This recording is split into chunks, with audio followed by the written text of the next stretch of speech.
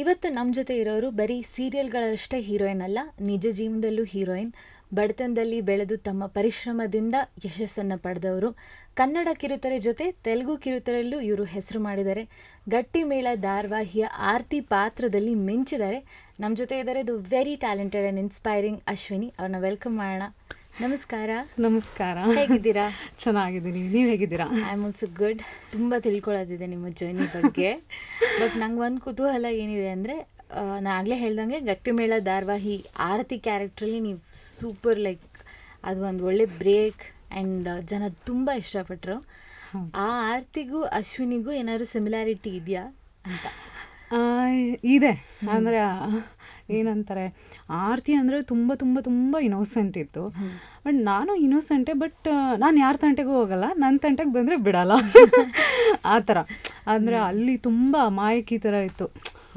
ಎಷ್ಟೇ ನಾವು ಮಾಡಿದ್ರು ಅದು ಟಾಲ್ರೇಟ್ ಮಾಡಿಕೊಂಡು ಇರೋದು ಆ ಥರ. ಬಟ್ ನನ್ನ ರಿಯಲ್ ಲೈಫಲ್ಲಿ ಆ ಥರ ಅಲ್ಲ. ಟಾಲ್ರೇಟ್ ಮಾಡ್ತೀನಿ. ತುಂಬ ಪೀಕಿಗೆ ಹೋದಾಗ ನಾನು ಶೌಟ್ ಮಾಡ್ತೀನಿ, ನನಗೂ ಅದೆಲ್ಲ ಇದೆ. ವಾಯ್ಸ್ ರೈಸ್ ಮಾಡ್ತೀನಿ, ಯಾಕೆ ಹಂಗೆ ಅಂತ ಆ ಥರ. ಓಕೆ, ಅಂದರೆ ನಾನು ಮೊದಲೇ ಹೇಳ್ದಂಗೆ, ಇಂಟ್ರೊಡಕ್ಷನ್ಲೇ ಹೇಳ್ದಂಗೆ, ಅಂದರೆ ಲೈಫ್ ಅಷ್ಟು ಈಸಿ ಇರಲಿಲ್ಲ. ಆದ್ರೂ ಅದೇನೋ ಒಂಥರ ಚಾಲೆಂಜಸ್ ಬರ್ತಾ ಹೋಗುತ್ತೆ. ಅಟ್ ಸಮ್ ಪಾಯಿಂಟ್ ಒಂಥರ ಈ ಚಾಲೆಂಜಸ್ ಫೇಸ್ ಮಾಡೋಕ್ಕೊಂದು ಧೈರ್ಯ ಬರುತ್ತೆ, ಗೊತ್ತಾ? ಸ್ಟಾರ್ಟಿಂಗಲ್ಲಿ ಸ್ವಲ್ಪ ಕಷ್ಟ ಆಗುತ್ತಿದೆ, ಯಾಕೆ ನನಗೆ ಹಿಂಗೆ ಆಗ್ತಿದೆ ಅನ್ನೋ ಥರ.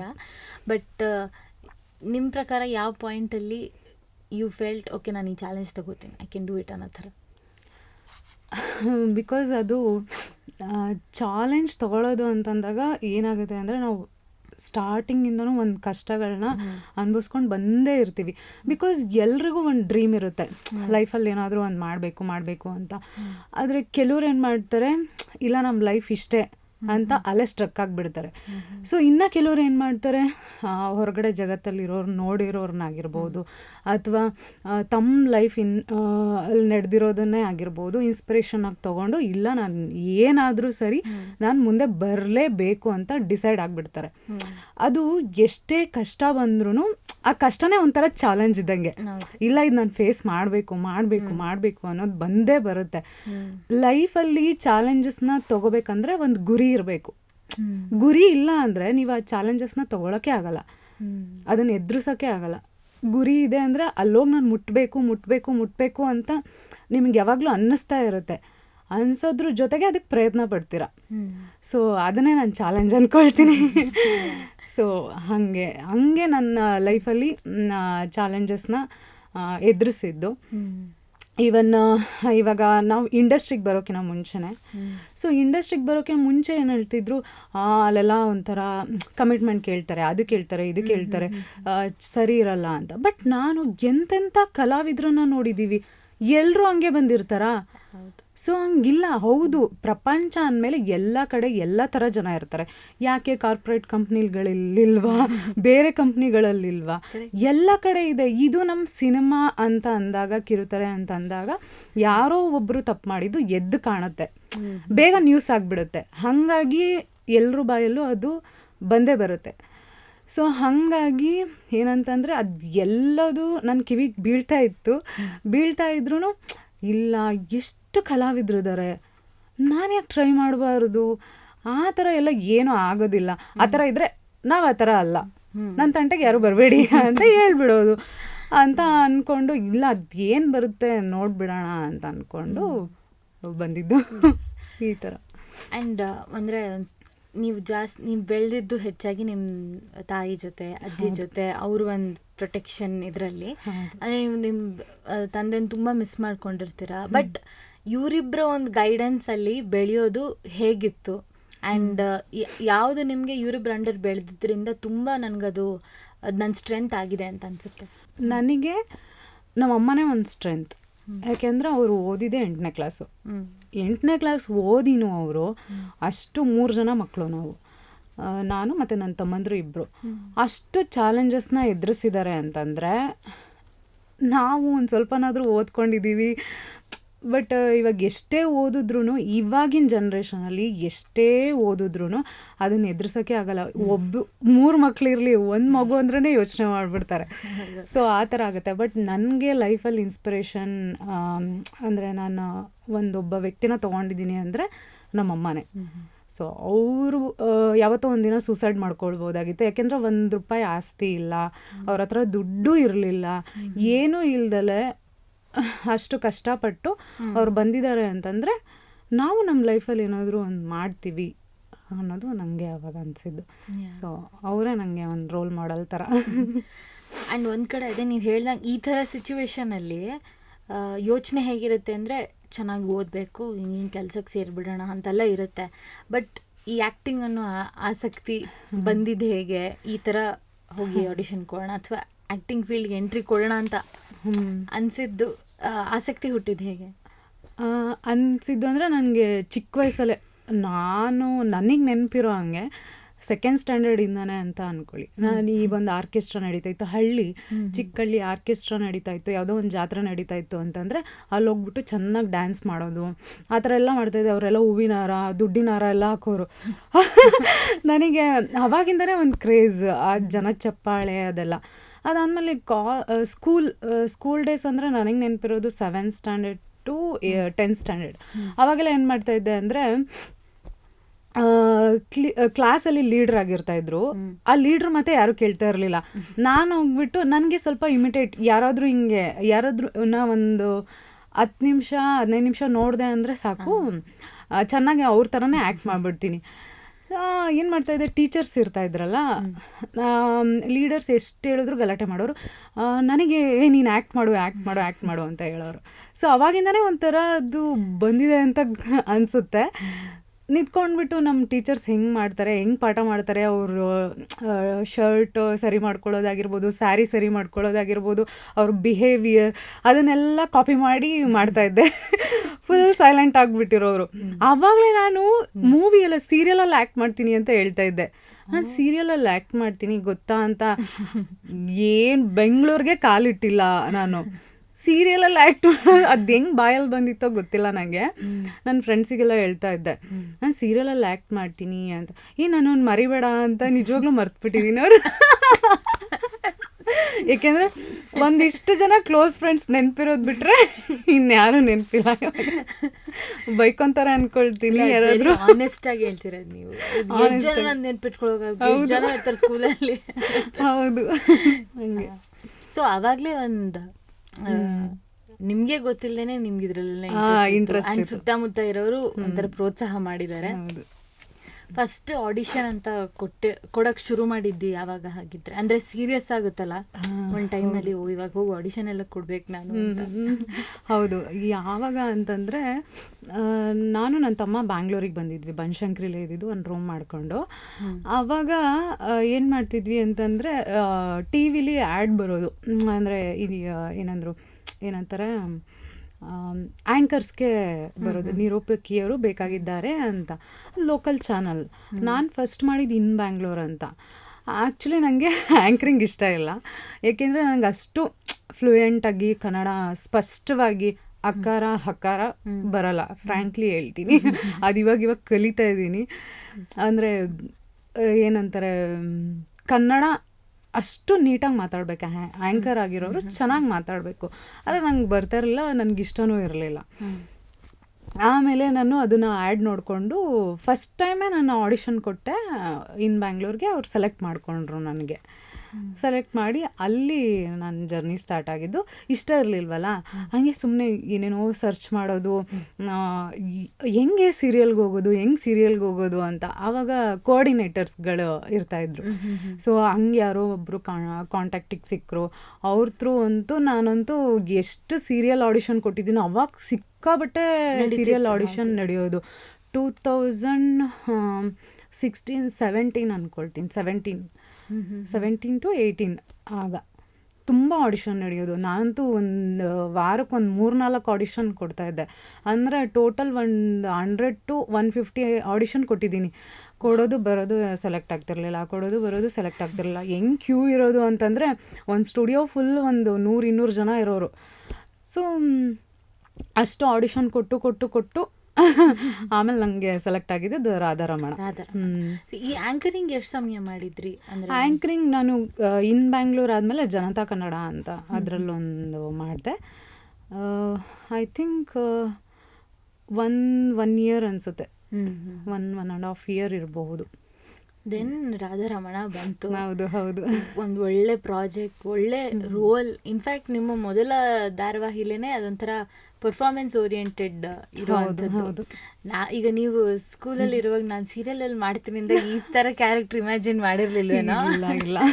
ಬಟ್ ಆ ಚಾಲೆಂಜಿಂಗ್ ರೋಲ್ ಸಿಕ್ಕಾಗ ಏನು ಅನ್ನಿಸ್ತು? ನನಗೆ ಖುಷಿ ಆಯಿತು. ಒಂದು ಕಡೆ ಬೇಜಾರಿತ್ತು, ಅಯ್ಯೋ ಏನು ನನಗೆ ಅಂದರೆ ಸೀರಿಯಲ್ಲಿಗೆ ಬರೋಕ್ಕಿಂತ ಮುಂಚೆನೇ ಎಲ್ರಿಗೂ ಒಂದು ಆಸೆ ಇರುತ್ತೆ, ಹೀರೋಯಿನ್ ಆಗಬೇಕು ಅಂತ. ಬಟ್ ನಾನು ಏನು ಇದು ಮಾಡಿಬಿಟ್ರೆ ನೆಕ್ಸ್ಟ್ ಚಾನ್ಸ್ ಆ ಥರ ಸಿಗಲ್ಲ ಅಂತ ಅನಿಸುತ್ತೆ ಅಂತ. ಆದ್ರೂ ಸಿಕ್ಕಿರೋ ಚಾನ್ಸ್ ಬಿಡಬಾರ್ದು, ಏಕೆಂದರೆ ಅಷ್ಟು ಪ್ರಯತ್ನದಿಂದ ಎಲ್ಲನೂ ಸೋಲೇ ಇದ್ದಿದ್ದು, ಯಾವುದು ಸೆಲೆಕ್ಟೇ ಆಗಿರಲಿಲ್ಲ. ಇದನ್ನು ಬಿಟ್ಬಿಟ್ರೆ ಇದು ಸಿಗಲಿಲ್ಲ ಅಂದರೆ ಅನ್ನೋದೊಂದು ಥಾಟ್ ಇತ್ತು. ಅದಕ್ಕೆ ನಾನೇನು ಮಾಡಿದೆ, ಇಲ್ಲ ನೋಡೋಣ ಅದೇನಾದರೂ ಆಗಲಿ, ಪರ್ಫಾರ್ಮೆನ್ಸ್ ಓರಿಯೆಂಟೆಡ್ ಇದೆಯಲ್ಲ ಮಾಡೋಣ ಅಂತೇಳಿ ಮಾಡಿದೆ. ಅದೂ ಅಷ್ಟೇ, ಫಸ್ಟ್ ಡೇ ಆಡಿಷನ್ ಕೊಟ್ಟೆ, ಸೆಟ್ಟಲ್ಲೇ ಆಡಿಷನ್ ನಡೀತಾ ಇತ್ತು. ಆಲ್ರೆಡಿ ಸೀರಿಯಲ್ ಬಂದಿತ್ತು, 6 to 1 year ಆಗಿತ್ತು ಅಂದ್ಕೊಳ್ತೀನಿ ಸೀರಿಯಲ್ ಬಂದು. ಆಡಿಷನ್ ಅಲ್ಲೇ ಕೊಟ್ಟೆ, ಅಲ್ಲೇ ಸೆಲೆಕ್ಟ್ ಮಾಡಿದ್ರು. ಅದಾದಮೇಲೆ ಶೂಟಿಂಗ್ ಕಂಟಿನ್ಯೂ ಆಯಿತು ನಂದು. ಆ್ಯಂಡ್ ಅದಕ್ಕೂ ತುಂಬ ಒಳ್ಳೆ ರೆಸ್ಪಾನ್ಸ್ ಬಂದಿತ್ತು. ಹೌದು, ತುಂಬ ಚೆನ್ನಾಗಿ ರೆಸ್ಪಾನ್ಸ್ ಬಂದಿತ್ತು.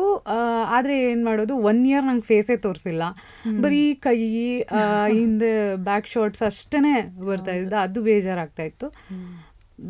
ಏನೇ ಆದರೂ ಭಗವಂತ ಒಂದು ನಮ್ಮ ಪೇಷನ್ಸ್ ಇದ್ದರೆ ಕೊಟ್ಟೆ ಕೊಡ್ತಾನೆ ಅನ್ನೋದು ಗಟ್ಟಿಮೇಳ. ಅದ್ರಲ್ಲಿ ಬರೀ ನಿಮ್ಮ ಫೇಸೇ ರಿವೀಲ್ ಆಗಿದ್ದಾಗ ನೀವು ಇಲ್ಲ ನಾನು ಕ್ಯಾರೆಕ್ಟರ್ ಮಾಡ್ತಿದ್ದೀನಿ ಅಂದರೂ ಯಾರು ಅದೇ ಹೌದು ಇಲ್ಲ ಒಂದು ನಿಮಿಷ ಫೇಸ್ ರಿವೀಲ್ ಆಗುತ್ತೆ, ಗೊತ್ತಾಗುತ್ತೆ. ಫೇಸ್ ರಿವೀಲ್ ಆಗಿ ಒಂದು ಐ ಥಿಂಕ್ ಗೊತ್ತಿಲ್ಲ ನನಗೆ 3 to 6 months. ಅದಾದಮೇಲೆ ವೈಂಡ್ ಅಪ್ ಆಯಿತು ಸೀರಿಯಲ್ಲು. ಸೀರಿಯಲ್ ವೈಂಡ್ ಅಪ್ ಆಗೋದ್ರ ಒಳಗಡೆ ಆಲ್ರೆಡಿ ನನಗೆ ಗಟ್ಟಿಮೇಳ ಸಿಕ್ಕಿತ್ತು. ಸೊ ಅದೊಂದು ಖುಷಿ. ಗಟ್ಟಿಮೇಳ ಒಂಥರ ಹೇಗೆ ಅಂದರೆ 3-4 ಕ್ಯಾರೆಕ್ಟರ್ಸ್ಗೂ ಇಂಪಾರ್ಟೆನ್ಸ್ ಇರೋವಂತಹ ಒಂದು ಸ್ಟೋರಿ. ಆ್ಯಂಡ್ ಜನರಿಗೆ ತುಂಬ ಒಂಥರ ಕ್ಯೂರಿಯಸ್ ಆಗಿ ಇರ್ತಿತ್ತು, ನಾಳೆ ಏನಾಗುತ್ತೆ, ನೆಕ್ಸ್ಟ್ ಎಪಿಸೋಡ್ ಏನಾಗುತ್ತೆ ಅಂತ ಒಂದು ಒಳ್ಳೆ ಪ್ರಾಜೆಕ್ಟಲ್ಲಿ ನೀವು ಒಂದು ಒಳ್ಳೆ ಕ್ಯಾರೆಕ್ಟರ್ ಮಾಡ್ತೀರಾ. ಅದಕ್ಕೂ ಹೇಗೆ ಆಡಿಷನ್ ಕೊಟ್ಟು ಸೆಲೆಕ್ಟ್ ಆಗಿ? ಹೌದು, ಅದು ಏನಂದರೆ ನಾನು ರಾಧಾರಮಣ ಮಾಡೋದಲ್ಲಿ ಸುಜಾತ ಅಮ್ಮ ಇದ್ದರು. ಸೊ ಅವರು ನನಗೆ, ಸುಜಾತ ಅವರು ಈಗಲೂ ಸ್ವೀಟ್ಸ್ ಅಂತ ಕರಿತೀನಿ ನಾನು ಅವ್ರನ್ನ. ತುಂಬ ಎನರ್ಜೆಟಿಕ್ ಪರ್ಸನ್, ಅವ್ರನ್ನ ಮರೆಯೋಕ್ಕಾಗಲ್ಲ. ಬಿಕಾಸ್ ಅವರಿಂದನೇ ನಂಗೆ ಆ ಚಾನ್ಸ್ ಸಿಕ್ಕಿದ್ದು. ಬಿಕಾಸ್ ಅವರೇ ಹೇಳಿದ್ದು ಹಿಂಗಿದೆ ಹೋಗಿ ಆಡಿಷನ್ನು ಅಂತ. ಅದಕ್ಕಿಂತ ಮುಂಚೆ ನಂಗೆ ಗೊತ್ತಿತ್ತು, ಆದರೆ ನಾನು ಹೋಗಿರಲಿಲ್ಲ ಅಕ್ಕನ ಕ್ಯಾರೆಕ್ಟರ್ ಅಂತ. ಇದು ಮಾಡಿದ್ದೀನಿ, ನನ್ನ ಡ್ರೀಮ್ ಇದ್ದಿದೆ ಒಂದು ಲೀಡ್ ಮಾಡಬೇಕು ಅಂತ. ಅದಕ್ಕೆ ಏನು ಮಾಡಿದೆ, ಯೋಚನೆ ಮಾಡ್ಕೊಂಡು ಇಲ್ಲ ನೋಡೋಣ ಅಂತ ಸುಮ್ಮನೆ ಇದ್ದೆ. ಹೋಗಿ ಏನೂ ಆಗಲ್ಲ, ಹೋಗು ಒಂದ್ಸರಿ ಆಡಿಷನ್ ಕೊಡು, ಏನೂ ಆಗಲ್ಲ, ಅದು ತಮಿಳಲ್ಲಿ ಸಖತ್ತಾಗಿದೆ ಕಣೆ ಅದು, ಹಂಗೆ ಅಂತ ಹೇಳಿದ್ರು. ಸರಿ ಆಯಿತು ಅಂತ ಹೋದೆ ನಾನು. ಹೋಗಿ ಆಡಿಷನ್ 1 round ಆಡಿಷನ್ ಕೊಟ್ಟಾಗ ಆನಂದ್ ಸರ್ ತಮ್ಮ ಇದ್ದಾರಲ್ಲ, ಅರುಣ್ ಸರ್, ಅವರು ನನಗೆ ಆಡಿಷನ್ ತೊಗೊಂಡಿದ್ರು. ಅದಾದಮೇಲೆ ಲಾಸ್ಟ್ ಇನ್ನೊಂದು ರೌಂಡ್ ಇತ್ತು, ಅವಾಗ ಆನಂದ್ ಸರ್ ನಂಗೆ ಆಡಿಷನ್ ತೊಗೊಂಡ್ರು. ನಾನು ಅರುಣ್ ಸರ್ ತೊಗೊಂಡಾಗ ಚೆನ್ನಾಗಿ ಆಡಿಷನ್ ಮಾಡಿದ್ದೆ. ಆನಂದ್ ಸರ್ ತೊಗೊಂಡಾಗ ಬರ್ತಾನೇ ಇಲ್ಲ. ಅರುಣ್ ಸರ್ ಹೆಂಗೆ ಹೊಗಳು ಬಿಟ್ಟಿದ್ರು, ಏನ್ರಿ ನಿಮ್ಮ ಮೆಮೊರಿ ಪವರು ಏನು ಸಖತ್ತಾಗಿದೆ ಅಂತೆಲ್ಲ ಹೇಳಿದರು. ಸರ್ ಹಾಗೆ ಅಂತೆಲ್ಲ ಹೇಳಿಬಿಟ್ಟು ನೆಕ್ಸ್ಟ್ ಇದರಲ್ಲಿ ಆನಂದ್ ಸರ್ ಆಡಿಷನ್ ತೊಗೊಂಡಾಗ ಬರ್ತಾನೇ ಇಲ್ಲ. ಅಯ್ಯೋ ಇದು ನನಗೆ ಮುಗೀತು ಅನ್ಸುತ್ತೆ, ಇದು ಸಿಗಲ್ಲ ಅನಿಸುತ್ತೆ. ಹೆಂಗಿದ್ರು ನನಗೆ ಇಷ್ಟ ಇರಲಿಲ್ಲ, ಹೋಗ್ಲಿ ಬಿಡು ಇದು ಆಗಲ್ಲ ಅನಿಸುತ್ತೆ. ಆಮೇಲೆ 1 ದಿನ 2 ದಿನ ಆದಮೇಲೆ ಅಶ್ವಿನಿ ಅವರೇ ಏನು ಪೇಮೆಂಟು ಹಂಗೆ ಎಲ್ಲ ಮಾತಾಡ್ಕೊಂಡು ಪೇಮೆಂಟಾ ಆಮೇಲೆ ಗೊತ್ತಾಯ್ತು ನಾನು ಸೆಲೆಕ್ಟ್ ಆಗಿದ್ದೀನಿ ಅಂತ. ದೇವರೇ ಸೆಲೆಕ್ಟ್ ಆಯಿತು ಅಂತ. ಆಮೇಲೆ ತುಂಬ ಚೆನ್ನಾಗಿದೆ, ಮಾಡು ಅಂತ ಹೇಳಿ ಸುಜಾತ ಅವರು ಮಾಡಿದ್ದು. ಸೊ ಒಂದು ಒಳ್ಳೆ ಹೆಸರು ಅಂದರೆ ಸಿಕ್ಕಾಬಟ್ಟೆ ಹೆಸರು ಸಿಕ್ತು.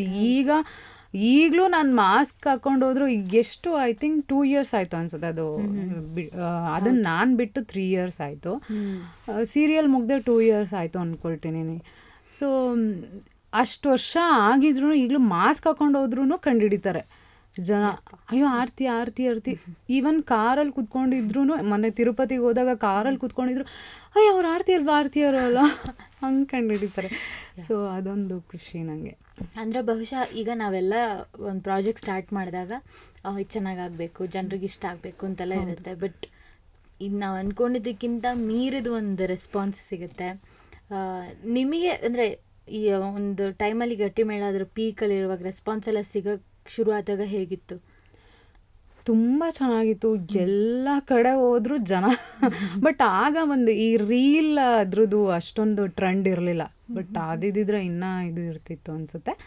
ಬಟ್ ತುಂಬ ಚೆನ್ನಾಗಿ, ನಾನು ಯಾವುದಾದ್ರು ನಾನು ಪರ್ಸ್ನಲಾಗಿ ದೇವಸ್ಥಾನಕ್ಕೆ ಹೋದ್ರೂ ವಿಕ್ಕಿ ಅವ್ರು ಕರ್ಕೊಂಬಂದಿಲ್ವಾ, ಅವ್ರು ರಿಯಲಾಗಿ ಮದುವೆ ಆಗಿಬಿಟ್ಟಿದ್ದೀನಿ ಅನ್ನೋ ಥರ. ಆಮೇಲೆ ನಮ್ಮ ಚಾನಲ್ಗೆ ಎಷ್ಟೊಂದು ಜನ ಅವರಿಬ್ರು ಪೇರ್ ತುಂಬ ಚೆನ್ನಾಗಿದೆ, ಮದುವೆ ಮಾಡಿಸಿ ಅನ್ನೋ ಥರ ಚಾನಲ್ಗೆ ಮೆಸೇಜ್ ಹಾಕೋದು ಅದನ್ನೆಲ್ಲ ಮಾಡೋರು.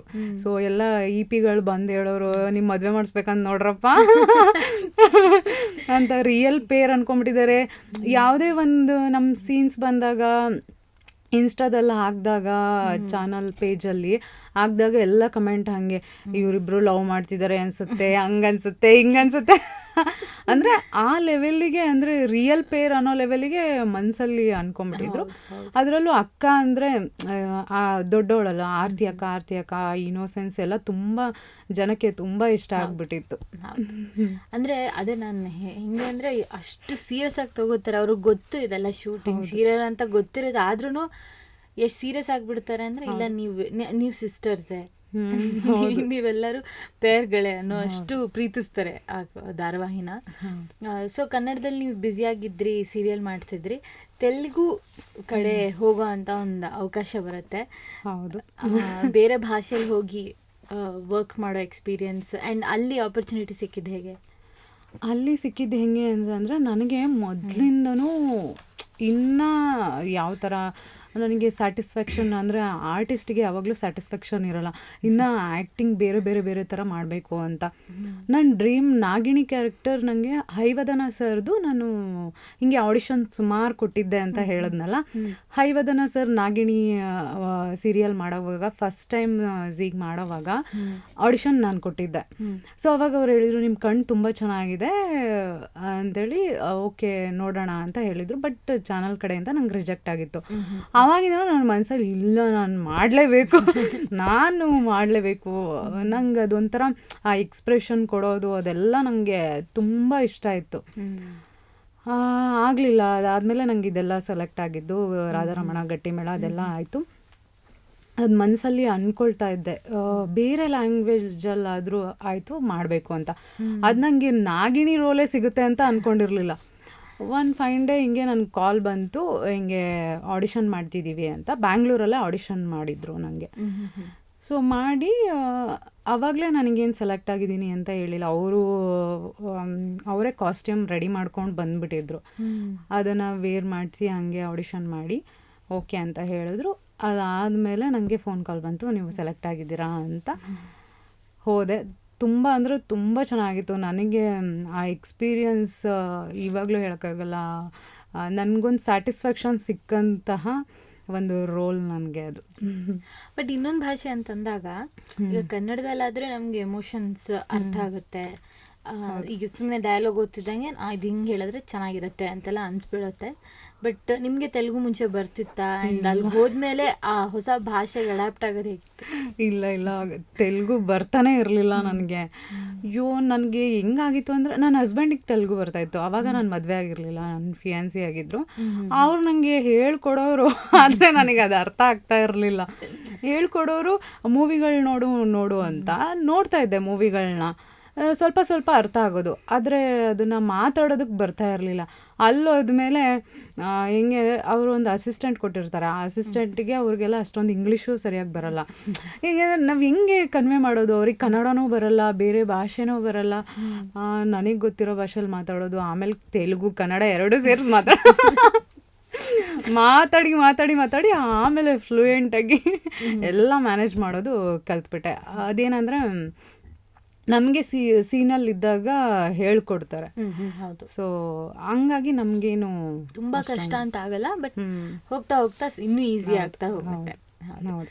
ಆ್ಯಂಡ್ ನೀವು ಹೇಳಿದ್ರಿ ಆವಾಗಲೇ ನೀವು ನಿಮ್ಮ ತಮ್ಮನ ಜೊತೆ ಬೆಂಗಳೂರಿಗೆ ಬಂದಿದ್ರಿ ಅಂತ. ಇನಿಷಿಯಲ್ ಡೇಸ್ ಒಂದು ದೊಡ್ಡ ಸಿಟಿಲಿ ಬಂದಿರೋ ದಿನಗಳು ಹೇಗಿತ್ತು? ಅಯ್ಯೋ ತುಂಬ ಚೆನ್ನಾಗಿತ್ತು. ಹಾಗೆ ಭಯನೂ ಇತ್ತು.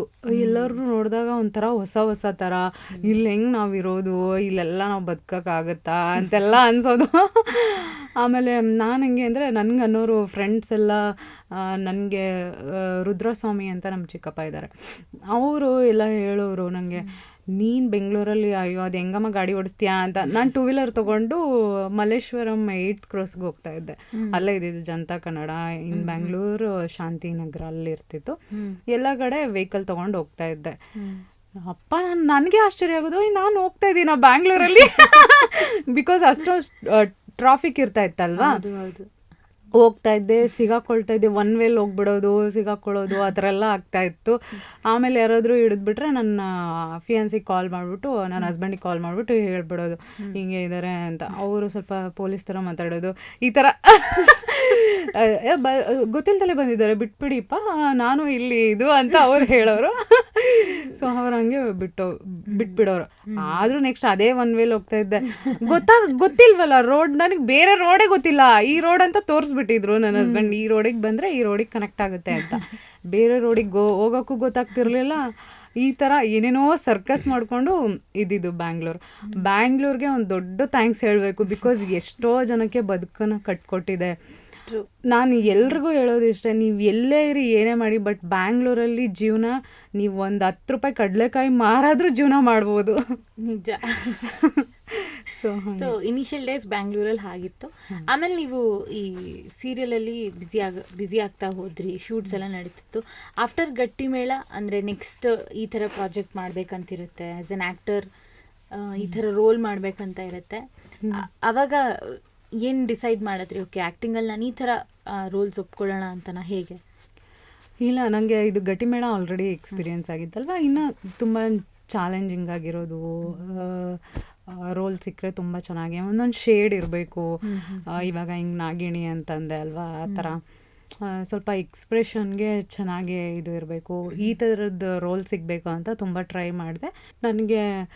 ನಾನು ಗಟ್ಟಿಮೇಳ ಬಿಟ್ಟ ಮೇಲೆ ನನಗೆ ಯಾವುದೂ ಆ ಥರದ್ದು ರೋಲ್ ಸಿಗಲಿಲ್ಲ. ತುಂಬ ಆವಾಗಲೂ ಗಟ್ಟಿಮೇಳ ಬಿಟ್ಟ ಮೇಲೆ ಓವರ್ ಕಾನ್ಫಿಡೆನ್ಸ್ ಅಂತಾರಲ್ಲ, ಆ ಥರ ನನಗೆ ಗಟ್ಟಿಮೇಳ ಬಿಟ್ಟಿದ್ದು ಸಮ್ ರೀಸನ್ ಅದು ಬಿಟ್ಟು ನನಗೆ ಗಟ್ಟಿಮೇಳ ಮಾಡಿದ್ದೇನಲ್ಲ, ನನಗೆ ತುಂಬ ಚೆನ್ನಾಗಿ ಸಿಗುತ್ತೆ ನೆಕ್ಸ್ಟು, ಹಂಗೆ ಸಿಕ್ಬಿಡುತ್ತೆ. ಬಿಕಾಸ್ ಅಷ್ಟು ಪೀಕಲ್ಲಿತ್ತು ಹಂಗೆ, ಬಟ್ ನಂಗೆ ಸಿಗಲೇ ಇಲ್ಲ ಯಾವುದು. ಸೊ ನಾನು 1.5 year ನಾನು ಮನೇಲೇ ಕೂತ್ಕೊಂಡ್ಬಿಟ್ಟಿದ್ದೆ. ಸೊ ಒಂದು ಕಡೆ ಸೀರಿಯಲ್ ನಡೀತಿರ್ಬೇಕಾದ್ರೆ ಒಂದೊಳ್ಳೆ ಸಿನಿಮಾ ಆಪರ್ಚುನಿಟಿ ಸಿಕ್ಕರೂ ಮಾಡೋಣ ಅಂತ ಅನಿಸಿರುತ್ತೆ. ಸೊ ಸಿನಿಮಾ ಕಡೆ ಏನಾದ್ರು ಹೋಗೋ ಸಿನಿಮಾ ಆಸೆ ಇತ್ತು, ಬಟ್ ಸೀರಿಯಲಲ್ಲೇ ಲೀಡ್ ಸಿಗ್ಲಿಲ್ದಾಗ. ಬಟ್ ನನಗೆ ಸಿನಿಮಾ ಹೀರೋಯಿನ್ ಆ ಥರದ್ದು ಎಲ್ಲ ಅಂಥ ಡ್ರೀಮ್ ಇರಲಿಲ್ಲ. ಬಟ್ ನನಗೆ ಡ್ರೀಮ್ ಇದ್ದಿದ್ದು ಒಂದು ಪರ್ಫಾರ್ಮೆನ್ಸ್ ಓರಿಯೆಂಟೆಡ್ ಕ್ಯಾರೆಕ್ಟರ್ ಮಾಡಬೇಕು. ಇವಾಗ ಈ KGF ಅಲ್ಲಿ ಅಮ್ಮ ಕ್ಯಾರೆಕ್ಟರ್ ಮಾಡಿದ್ರು, ಅವ್ರು ಇವತ್ತಿಗೂ ಎಲ್ರಿಗೂ ನೆನಪಿದ್ದಾರೆ. ಇನ್ನು ಬೇರೆ ಬೇರೆ ಕ್ಯಾರೆಕ್ಟರ್ಗಳು. ಸೊ ಈ ಥರ ಒಂದು ಗುರ್ತಿಸೋವಂತಹ ಪಾತ್ರ ಮಾಡಬೇಕು ಅಂತ ಇತ್ತು. ಬಟ್ ನನಗೆ ಸಿನಿಮಾಗಳ ಆ ಥರದ್ದು ಸಿಗ್ತಾಯಿರಲಿಲ್ಲ. ನಂಗೆ ಸಿಗ್ತಾ ಇತ್ತು, ಬಟ್ ಹೆಂಗೆ ಅಂದರೆ ಹೊಸ ಪ್ರೊಡಕ್ಷನಲ್ಲಿ ಮಾಡಬಾರ್ದು ಅಂತಲ್ಲ. ಸೊ ಅವ್ರದ್ದೆಲ್ಲ ಹೆಂಗೆ ಇರ್ತಾಯಿತ್ತು ಅಂತಂದರೆ, ಪ್ರೊಡ್ಯೂಸರ್ ಕರೆಕ್ಟಾಗಿದ್ದರೆ ಇದು ಇರ್ತಾ ಇರಲಿಲ್ಲ, ಡೈರೆಕ್ಟರ್ದು ಅವ್ರದ್ದು ಎಲ್ಲ ಸರಿಯಾಗಿ ಒಂದು ಫಾರ್ಮಲ್ಲಿ ಇರ್ತಾ ಇರಲಿಲ್ಲ. ಸೊ ಹಂಗಾಗಿ ನನಗೆ ಇಲ್ಲ ಬೇಡ ಅಂಥೇಳಿ ಯಾವುದೂ ಅಷ್ಟು ಚೂಸ್ ಮಾಡ್ಕೊಳ್ಲಿಲ್ಲ. ನಾನು ನೋಡಬೇಕು ನೆಕ್ಸ್ಟು. ಆ್ಯಂಡ್ ಈ ಒಂದು ಟೈಮಲ್ಲಿ ಅಂದರೆ ಲೈಕ್ ಅಂದರೆ ಬೆಂಗಳೂರಿಗೆ ನೀವು ಬಂದು ಆಡಿಷನ್ಸ್ ಎಲ್ಲ ಕೊಡೋವಾಗ ನೀವು ಹೇಳಿದ್ರಿ ದಿನ ಆಡಿಷನ್ಸ್ಗೆ ಹೋಗ್ತಿದ್ರಿ, ಒಂದಲ್ಲ ಒಂದು ಏನೋ ಒಂದು ಇರ್ತೈತೆ ಅಂತ. ಯಾವ ಮೂಮೆಂಟಲ್ಲಾದ್ರೂ ಇದೇನೋ ಆಗ್ತಿಲ್ಲಪ್ಪ, ಆ್ಯಕ್ಟಿಂಗ್ ಆಗಲ್ಲ ಅನಿಸುತ್ತೆ, ನೆಕ್ಸ್ಟ್ ಏನಾದ್ರು ಟ್ರೈ ಮಾಡ್ಬೇಕಂತ ಅನಿಸಿದೆ. ಬಿಕಾಸ್ ನಾನು ತುಂಬ ಆಡಿಷನ್ ಕೊಟ್ಟು ಸಾಕಾಗಿ, ಯಪ್ಪ ನಂಗೆ ಇದು ಬೇಡವೇ ಬೇಡ, ನನಗೆ ಆಗಲ್ಲ ಅನಿಸುತ್ತೆ, ಸುಮ್ಮನೆ ನಾನು ಟ್ರೈ ಮಾಡ್ತಿದ್ದೀನಿ ಅನಿಸುತ್ತೆ ಅಂತ ಹೇಳ್ಬಿಟ್ಟು ಮನೇಲಿ ಸಿಸ್ಟಮ್ ಇತ್ತು. ನಾನೇನು ಮಾಡಿದೆ, ಇಲ್ಲ ಅಂದರೆ ನಾನು ರೂಮಲ್ಲಿ ಸಿಸ್ಟಮ್ ಇಟ್ಕೊಂಡಿದ್ದೆ. ಸೊ ನಾನೇ ರೆಸ್ಯೂಮ್ ಎಲ್ಲ ರೆಡಿ ಮಾಡಿಬಿಟ್ಟು ಯಾವ್ದಾದ್ರು ಒಂದು ಕಂಪ್ನಿಗೆ ಯಾವುದೋ ಒಂದು ರಿಸೆಪ್ಷನಿಸ್ಟೋ ಅಥವಾ ಏನೋ ಒಂದು ಆಗ್ಬಿಟ್ಟು ಸೇರ್ಕೊಂಡ್ಬಿಟ್ರೆ ಅಟ್ಲೀಸ್ಟ್ ಮನೆ ಕುತ್ಕೊಳಕ್ಕೆ ಇಷ್ಟ ಇಲ್ಲ, ಏನೋ ಒಂದು ಆಗ್ಬಿಡ್ಬೇಕು ಅಂತ. ಆ ರೆಸ್ಯೂಮ್ ಇಟ್ಕೊಂಡು ಇದಕ್ಕೆ ಹೋಗ್ಬೇಕಾ ನಾನು ಅಂತ. ಆಮೇಲೆ ಅದನ್ನ ಎತ್ತಿಟ್ಬಿಟ್ಟು ಇಲ್ಲ ನೆಕ್ಸ್ಟ್ ಇನ್ನೊಂದು ಆಡಿಷನ್ ನೋಡೋಣ ಅಂತೇಳಿ ಹೇಳಿ ಹಂಗೆ ಹೋಗಿ ಸೆಲೆಕ್ಟ್ ಆಯಿತು. ಆ್ಯಂಡ್ ಇನ್ನೊಂದು ಹೇಳಬೇಕು, ಒಂದು ಕಡೆ ನಿಮ್ಮ ಆ್ಯಕ್ಟಿಂಗ್ ಥ್ರೂ ನೀವು ತುಂಬ ಜನರಿಗೆ ಇಷ್ಟ ಆಗಿದ್ರೆ, ಇನ್ನೊಂದು ನೀವು ಯೂಟ್ಯೂಬ್ ಥ್ರೂ ಹೌದು, ಒಂದು ವ್ಲಾಗಿಂಗ್ ಅಂತ ಸ್ಟಾರ್ಟ್ ಮಾಡ್ತೀರಾ ಆ್ಯಂಡ್ ಜನರು ಅದನ್ನು ತುಂಬ ಇಷ್ಟಪಡ್ತಾರೆ. ಆ್ಯಂಡ್ ನಿಮ್ಮಿಂದ ಎಷ್ಟೋ ಅವ್ರಿಗೆ ವಿಷಯಗಳಿಗೆ ಹೆಲ್ಪ್ ಆಗಿದೆ ಅಂತ ನಿಮಗೆ ರೆಸ್ಪಾನ್ಸ್ ಬಂದಿದೆ. ಸೊ ಈ ಡಿಸಿಷನ್ ಅಂದರೆ ಒಂದು ಟೈಮಲ್ಲಿ ಎಲ್ಲರೂ ಮಾಡ್ತಿರ್ತಾರೆ ಅಂತ ಮಾಡೋದೊಂದು, ಅಥವಾ ನಿಜವಾಗ್ಲೂ ಒಂದು ಆಸಕ್ತಿ ಇಟ್ಕೊಂಡು ಹೌದು ಈ ಥರ ಒಂದು ಕಾಂಟೆಂಟ್ ಮಾಡೋಣ ಅಂತ ಮಾಡೋದೊಂದು. ನೀವು ಶುರು ಮಾಡಿದಾಗ ಯಾವ ಮೈಂಡ್ಸೆಟ್ಟಲ್ಲಿ ಈ ಯೂಟ್ಯೂಬ್ ಸ್ಟಾರ್ಟ್ ಮಾಡಿದ್ದು? ಯೂಟ್ಯೂಬ್ ಸ್ಟಾರ್ಟ್ ಮಾಡಿದ್ದು ನಂಗೆ ಇಷ್ಟ ಇರಲಿಲ್ಲ. ಯಾಕೆ ಇಷ್ಟ ಇರಲಿಲ್ಲ ಅಂದರೆ ನಂಗೆ ಪರ್ಸ್ನಲ್ ಥಿಂಗ್ಸ್ನೆಲ್ಲ ಶೇರ್ ಮಾಡ್ಕೊಳ್ಳೋದು ಇಷ್ಟ ಇರಲಿಲ್ಲ. ಮೊದಲಿಂದನೂ ಈ ಥರ ಫ್ಯಾಮಿಲಿಲಿ ಒಂಥರ ತುಂಬ ಪೂರ್ ಲೆವೆಲಲ್ಲಿ ನೋಡಿದಾಗ, ಮನೇಲಿ ಇಂಥ ಪರಿಸ್ಥಿತಿ ಎಲ್ಲ ಇದ್ದು ಹಿಂಗೆ ಬಂದಾಗ ನಾನು ಯಾರ ಹತ್ರನೂ ನಾನು ಪರ್ಸ್ನಲ್ ಶೇರ್ ಮಾಡ್ಕೊಂಡಿರಲಿಲ್ಲ. ಸೊ ಹಾಗಾಗಿ ನಂಗೆ ಯೂಟ್ಯೂಬಲ್ಲಾದರೆ ಎಲ್ಲನೂ ಶೇರ್ ಮಾಡ್ಕೊಳ್ಬೇಕಲ್ಲಪ್ಪ, ಏನೂ ಐಡ್ ಮಾಡೋಕ್ಕಾಗಲ್ಲ, ಅದೊಂದು ನಮ್ಮ ಡೈಲಿ ಲೈಫ್ ಥರ, ಅದನ್ನು ಹೆಂಗೆ ತೋರಿಸೋದು ಅಂತ. ಆದರೆ ನನ್ನ ಫ್ರೆಂಡ್ ಸುಮಾ ಅಂತ ಇದ್ಲು. ಸೊ ಅವಳು ನಂಗೆ ಹಿಂಗೆ ಆಡಿಷನಲ್ಲಿ ಪರಿಚಯ ಆಗಿದ್ದು. ನಾನು ಯೂಟ್ಯೂಬ್ ಮತ್ತು ಉದಯ ಮ್ಯೂಸಿಕ್ ಇದಕ್ಕೆಲ್ಲ ಆಡಿಷನ್ ಕೊಟ್ಟಿದ್ದೆ. ಸೊ ಅವಾಗ ಅವಳು ನಂಗೆ ಪರಿಚಯ ಆಗಿದ್ದು ಸುಮಾ ಅಂತ. ಅವಾಗಿಂದ ಸ್ವಲ್ಪ ಮಾತಾಡ್ಕೊಂಡು ಇರ್ತಾ ಇದ್ವಿ. ಅವಳು ಅವಾಗಿಂದನೇ ನಾನು ರಾಧಾರಮಣ ಮಾಡೋವಾಗ್ಲೇ ಹೇಳಿದ್ಲು. ಇನ್ನೂ ಯಾರು ಯೂಟ್ಯೂಬೇ ಸ್ಟಾರ್ಟ್ ಮಾಡಿರಲಿಲ್ಲ ಆವಾಗ, 2018-19 ಆವಾಗಲೇ ಹೇಳಿದ್ಲು ಅವಳು ಯೂಟ್ಯೂಬ್ ಸ್ಟಾರ್ಟ್ ಮಾಡು ಅಂತ. ನಾನು ಯೂಟ್ಯೂಬ್ ಅಂತ ಸುಮ್ಮನೆ ಇದ್ದೆ. ಯಾವಾಗ ನಾನು ಸೀರಿಯಲ್ ಎಲ್ಲ ಬಿಟ್ಟು ಮನೇಲಿ ಇದ್ದಾಗ್ಲೂ ಅಟ್ಲೀಸ್ಟ್ ನೀನು ಇದನ್ನಾದರೂ ಸ್ಟಾರ್ಟ್ ಮಾಡು, ಒಂದು ಸರಿ ಮಾಡು ನೋಡೋಣ ಅಂತ ಅವಳು ಹೇಳಿ ಅಷ್ಟು ದಿನ ಆದರೂ ಮಾಡಿರಲಿಲ್ಲ. ಆಮೇಲೆ ಮನೇಲಿ ಕುತ್ಕೊಳ್ಳೋಕ್ಕೆ ಇಷ್ಟ ಇಲ್ಲ ಅಲ್ವಾ, ಒಂದು ವ್ಯಕ್ತಿ ಏನೋ ವರ್ಕ್ ಮಾಡಿ ಮನೇಲಿ ಕುತ್ಕೊಳ್ಳೋಕೆ ಇಷ್ಟನೇ ಆಗಲ್ಲ. ನೋಡೋಣ, ಪ್ರಯತ್ನ ಪಡೋಣ, ಇದು ನೋಡೋಣ ಏನು ಮಾಡೋದು, ಏನು ಮಾಡಲಿ, ನಾನು ಕಂಟೆಂಟ್ ಏನು ಕ್ರಿಯೇಟ್ ಮಾಡಲಿ. ನನಗೆ ಮದುವೆ ಆಗಿತ್ತು, ನನಗೆ ಈ ಕಪಲ್ಸ್ನೆಲ್ಲ ಇಟ್ಕೊಂಡು ಮಾಡ್ತಾರಲ್ಲ ಅದು ಮಾಡೋಕ್ಕೆ ನಂಗೆ ಇಷ್ಟ ಇರಲಿಲ್ಲ. ಮೊದಲಿಗೆ ಪರ್ಸ್ನಲ್ ಶೇರ್ ಮಾಡೋಕ್ಕೆ ಇಷ್ಟ ಇರಲಿಲ್ಲ. ಹಾಗೆ ಇರಲಿ, ನಾನು ಹೇಗಿದ್ದೀನೋ ಹಾಗೆ ನ್ಯಾಚುರಲ್ ಆಗಿ ಬೆಳಗ್ಗೆ ಎದ್ದು ಏನು ಮಾಡ್ತೀನಿ, ಏನೇನು ತಿಂತೀನಿ, ಸೊ ಇದನ್ನೇ ಡೈಲಿ ಲೈಫ್ ತೋರಿಸಿದ್ರಾಯ್ತು ಅಂತ ನಾನು ವಿಡಿಯೋ ಮಾಡೋಕ್ಕೆ ಸ್ಟಾರ್ಟ್ ಮಾಡಿದೆ. ತುಂಬ ಚೆನ್ನಾಗಿ ರೆಸ್ಪಾನ್ಸ್ ಸಿಕ್ತು ನನಗೆ. ತುಂಬ ಜನ ಇಷ್ಟಪಟ್ರು. ಅಂದರೆ ಸಮ್ವೇರ್ ಏನು ಸ್ಕ್ರಿಪ್ಟ್ ಇಲ್ಲದೆ ಹೌದು, ರಿಯಲ್ ಆಗಿ ಏನು ನಾವು ಇದ್ದೀವಿ ಅದನ್ನೇ ಜನ ನೋಡಿದಾಗ ತುಂಬ ಇಷ್ಟಪಡ್ತಾರೆ. ಆ್ಯಂಡ್ ನೀವು ಹೇಳಿದ್ರಿ ನಿಮ್ಮ ಫಿಯಾನ್ಸಿಯಿಂದ ನಿಮ್ಗೆ ತುಂಬ ಸಪೋರ್ಟ್ ಸಿಕ್ಕಿದೆ ಎಷ್ಟೋ ಟೈಮ್, ತುಂಬ ಸರ್ತಿ. ಸೊ ಇದು ಲವ್ ಮ್ಯಾರೇಜ್? ಹೌದು, ಲವ್ ಮ್ಯಾರೇಜ್. ಸೊ ಈ ಒಂದಿಷ್ಟು ಬ್ಯಾಕ್ ಸ್ಟೋರಿ ನಮಗೆ ಒಂಚೂರು ಹೇಳೋದಾದ್ರೆ? ಇಲ್ಲ, ಲವ್ ವಿತ್ ಅರೇಂಜ್ ಮ್ಯಾರೇಜು. ನಾನು ದಾವಣಗೆರೆಯಲ್ಲಿದ್ದಾಗ ಪ್ಯಾರಾಮೆಡಿಕಲ್ ತೊಗೊಂಡಿದ್ದೆ. ಅವರು ಪ್ಯಾರಾಮೆಡಿಕಲ್, ಅವರು ಸೀನಿಯರ್, ನಾನು ಜೂನಿಯರು. ಸೊ ಹಿಂಗೆ ತೊಗೊಂಡಿದ್ದಾಗ ನಾನು ನೋಟಿಸ್ ಬೋರ್ಡಲ್ಲಿ ಸ್ವಲ್ಪ ನಂದು ಹೆಂಗೆ ಅಂದರೆ ಒಂಥರ ವೇದಾಂತಿ ಥರ ಏನಾದರೂ ಹಾಕೋದು, ನೋಟಿಸ್ ಬೋರ್ಡ್ ಇರ್ತಾಯಿತ್ತು ಅಲ್ಲಿ, ಹಿಂಗೆ ಲೈಫ್ ಹಿಂಗೆ ಹಂಗೆ ಅಂತ ಕೆಳಗಡೆ ನಾನು ಸೈನ್ ಮಾಡಿ ಹಾಕೋದು, ಆ ಥರ ಎಲ್ಲ ಮಾಡ್ತಾಯಿದ್ದೆ. ಇವ್ರು ಏನು ಮಾಡಿಬಿಟ್ಟಿದ್ರು, ಒಂದಿನ ನಾನು ಏನು ಅಶ್ವಿನಿ ಅಂತ ಸೈನ್ ಮಾಡಿದ್ದೀನ ಅದನ್ನು ಮಾತ್ರ ಕಾಟ್ ಹಾಕಿದ್ರು. ನಾನು ನೆಕ್ಸ್ಟ್ ಡೇ ಯಾರು ನಂಗೆ ಗೊತ್ತಿಲ್ಲ, ಹೇಳಿದ್ರಲ್ಲ ನೀವು ಆರ್ತಿನ ಅಶ್ವಿನಿನ ಅಂತ ಎರಡೂ ನಾನು. ಸೊ ಅಲ್ಲಿ ನನ್ಗೆ ವಾಯ್ಸ್ ರೈಸ್, ನಾನು ಬರ್ದಿದ್ದ ಈ ಥರ ನೀವು ದಿನ ಒಂದೊಂದು ಬರೆದು ಹೆಸರು ಯಾವಾಗ ನೋಡಿದ್ರು ಅಶ್ವಿನಿ. ಸೊ ಅಲ್ಲಿ ನನ್ನ ಹೆಸರು ಯಾರು ಕಾಟ್ ಹಾಕಿದ್ದು ಅಂತ ಆಮೇಲೆ ಕೇಳಿದಾಗ ಇವರು ಅಂತ ಗೊತ್ತಾಯ್ತು. ಯಾಕೆ ನಿಮ್ಗೆ ಯಾಕೆ ನನ್ನ ಹೆಸ್ರು ಯಾಕೆ ಇದು ಮಾಡಿದ್ರಿ ಅಂತ ಜೋರು ಮಾಡಿದ್ರೆ, ಇಲ್ಲ ಆ ಥರ ಅಲ್ಲ, ನಿಮ್ಮ ಹೆಸರು ಮತ್ತು ಬೇರೆ ಹುಡುಗರೆಲ್ಲ ಮಿಸ್ಯೂಸ್ ಮಾಡ್ಕೊತಾರೆ, ಹಾಗಾದ್ರೆ ನನ್ನ ಹೆಸರೇ ಹೇಳ್ಬಾರ್ದ, ಮಿಸ್ಯೂಸ್ ಮಾಡ್ಕೋತಾರೆ, ಯಾರಿದು ಏನಿದು ಅಂತ, ನಿಮಗೆ ಯಾಕೆ ಅಂತ ಹಂಗೆ ಸ್ಟಾರ್ಟ್ ಆಗಿ ಆ ಜಗಳ ಹಂಗೆ ಸ್ಟಾರ್ಟ್ ಆಗಿ, ಮತ್ತು ಅವರು ನನ್ನನ್ನು ಇಷ್ಟಪಟ್ಟು ಬೇರೆ ಒಂದು ಹೆಣ್ಮಕ್ಳ ಹತ್ರ ಎಲ್ಲ ಹೇಳಿ ಕಳಿಸೋದು. ಅವರು ಲವ್ ಮಾಡ್ತಾರ, ಯಾರು ಬಂದು ಐ ಲವ್ ಯು ಅಂತ ಹೇಳಿದ್ರೆ ಏನಂತಾರೆ, ಈ ಥರ ಎಲ್ಲ ಕೇಳ್ಕೊಂಡು ನಾನು ಅವ್ರು ಬಂದು ಹಿಂಗೆ ಕೇಳೋರು. ಅವರು ನಿಮ್ಮ ಹತ್ರ ಯಾಕೆ ಕೇಳಬೇಕು, ನನ್ನ ಹತ್ರನೇ ಡೈರೆಕ್ಟಾಗಿ ಕೇಳಬೇಕಲ್ಲ, ಇರಲಿ ಅಂತ ಹೋಗ್ಬಿಟ್ಟು ಇವ್ರು ಲವ್ ಮಾಡ್ತಾಯಿದ್ದಾರೆ ಅಂದರೆ ಲವ್ ಎಲ್ಲ ಇಷ್ಟನೇ ಇರಲಿಲ್ಲ ನನಗೆ.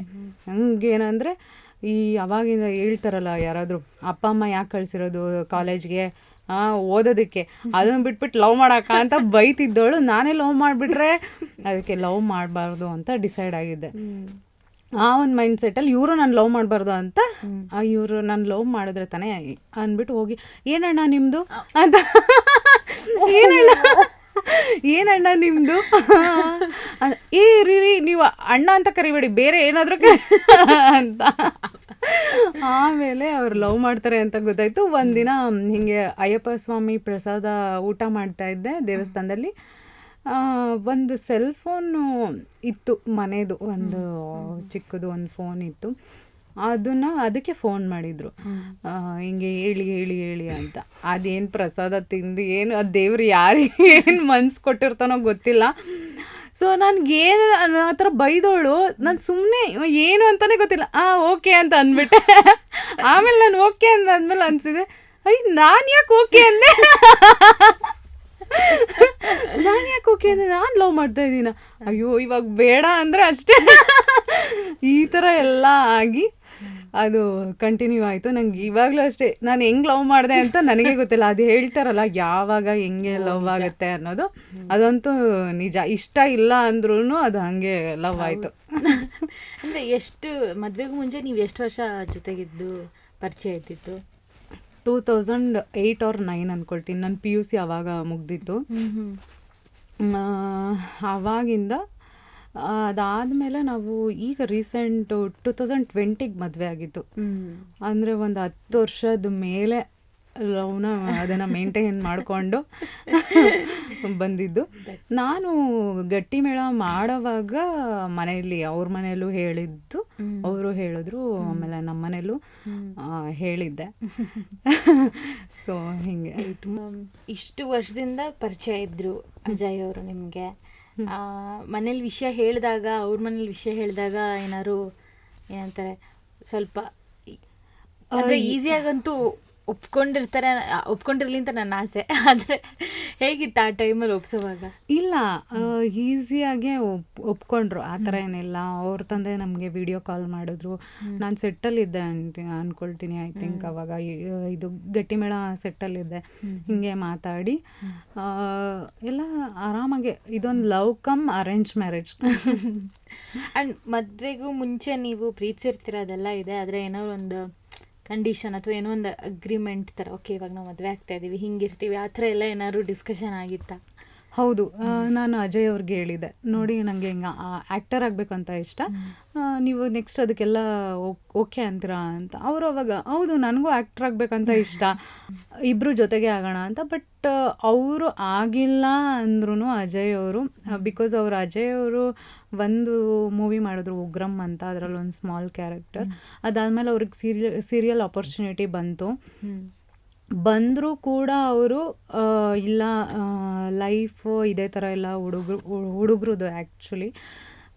ಒಂದು ಮೂವಿ ಮಾಡಿದ್ರೆ ಓಕೆ, ಅಥವಾ ಅದು ಗೆದ್ದರೆ ಓಕೆ, ಗೆಲ್ಲಿಲ್ಲ ಅಂದರೆ ಸೋತ್ರೆ ಮತ್ತೆ ಏಜು ಹೋಗಿರುತ್ತೆ ಈ ಕಡೆ, ಮತ್ತು ಬೇರೆ ಕೆಲಸನೂ ಸಿಗಲ್ಲ ಅಂತ ಅವರು ಸ್ಯಾಕ್ರಿಫೈಸ್ ಮಾಡಿ ಕೆಲ್ಸಕ್ಕೆ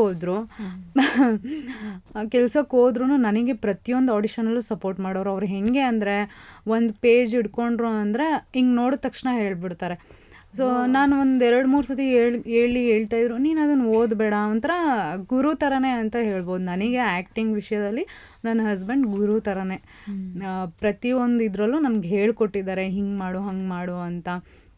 ಅದೇ ಒಂದು ನಾನು ಹೈದ್ರಾಬಾದಲ್ಲಿ ಮಾಡಿದಾಗ ಪ್ರತಿಯೊಬ್ಬರೂ ಒಂದು ಲ್ಯಾಂಗ್ವೇಜ್ ಬರಲಿಲ್ಲ ಅಂದರೂ ಇಷ್ಟು ಚೆನ್ನಾಗಿ ಆ್ಯಕ್ಟ್ ಮಾಡ್ತಾರೆ ಅಂತ ಅನ್ನಿಸ್ಕೊಂಡಿದ್ದೀನಿ ಅಂತಂದರೆ ಅದು ಅಜಯ್ ಅವರಿಂದನೇ. ತುಂಬ ಖುಷಿ ಆಗುತ್ತೆ. ಅಂದರೆ ಅದೇ ನೀವು ಆವಾಗಲೇ ಹೇಳ್ದಂಗೆ ನೀವು ಹೂ ಅಂದಿರೋದನ್ನು ದೇವ್ರು ಹೇಳ್ಸಿರೋದಷ್ಟೇ, ನೀವು ಇವ್ರನ್ನೇ ಮದುವೆ ಆಗ್ತೀವಮ್ಮ ಅನ್ನೋ ಥರ.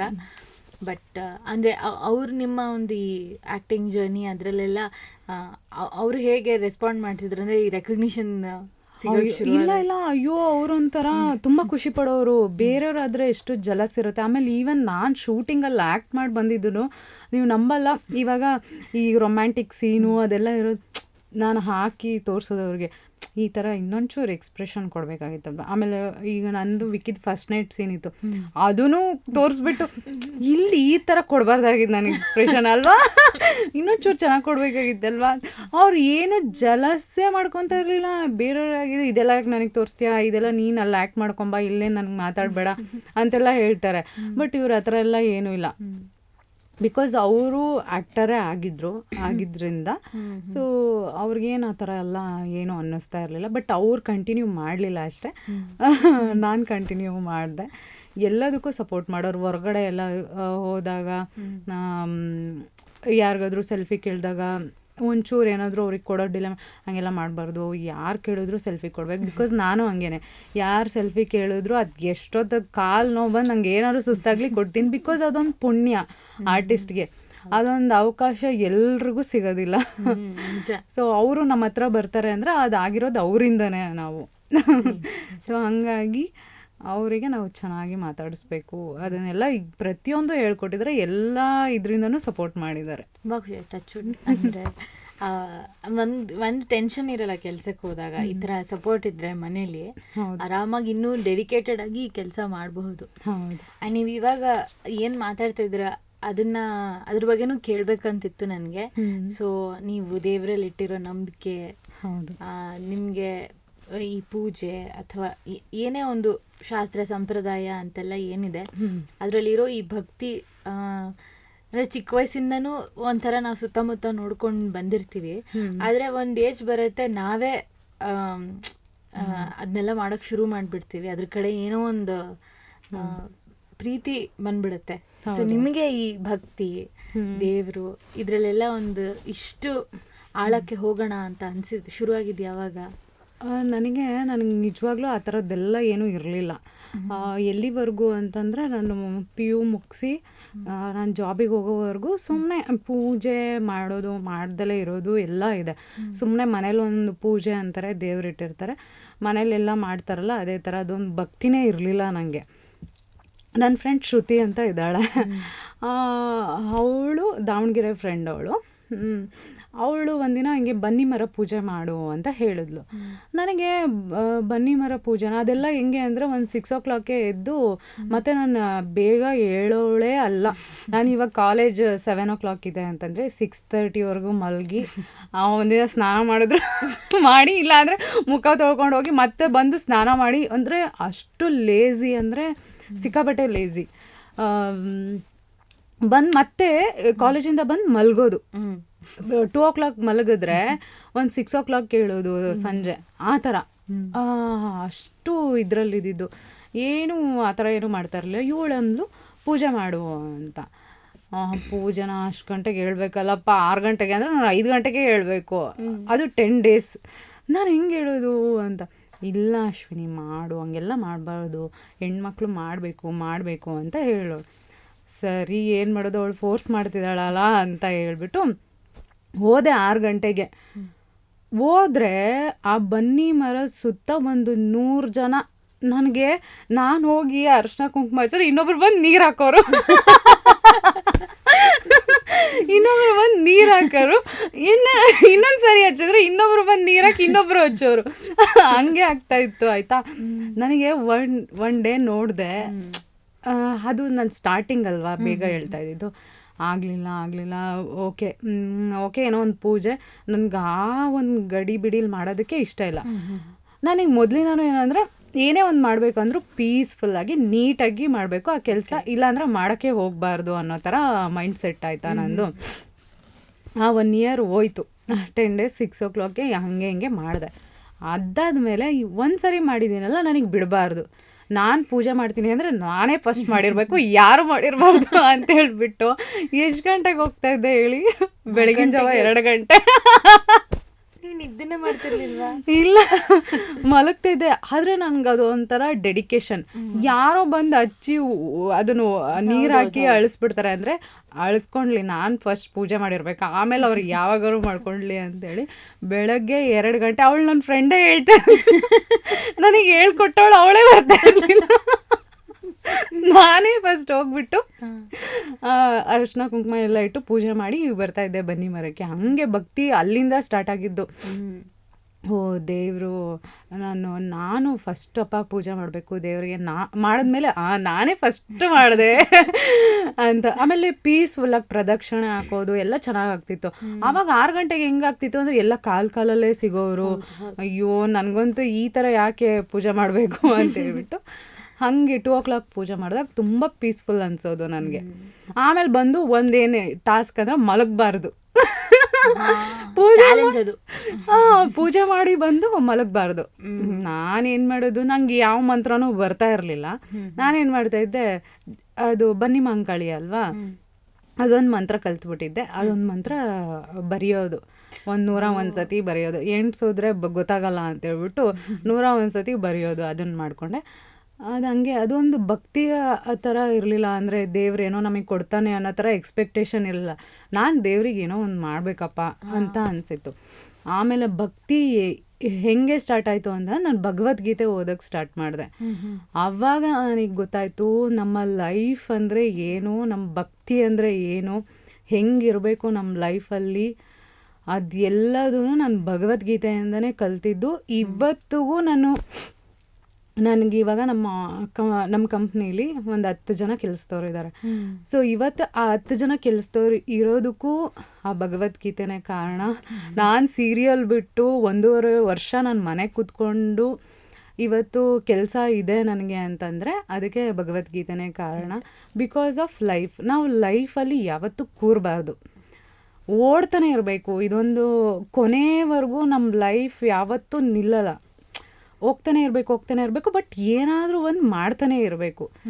ಇವತ್ತು ಆರ್ಟಿಸ್ಟು, ನಾಳೆ ಇವತ್ತು ಚಾನ್ಸ್ ಇಲ್ಲ ಅಂತಂದರೆ ನಿಮ್ಮ ಲೈಫಲ್ಲಿ ನಿಮಗೆ ಅಂತ ಭಗವಂತ ಇನ್ನೂ ಏನೇನೋ ಟ್ಯಾಲೆಂಟ್ ಕೊಟ್ಟಿರ್ತಾನೆ.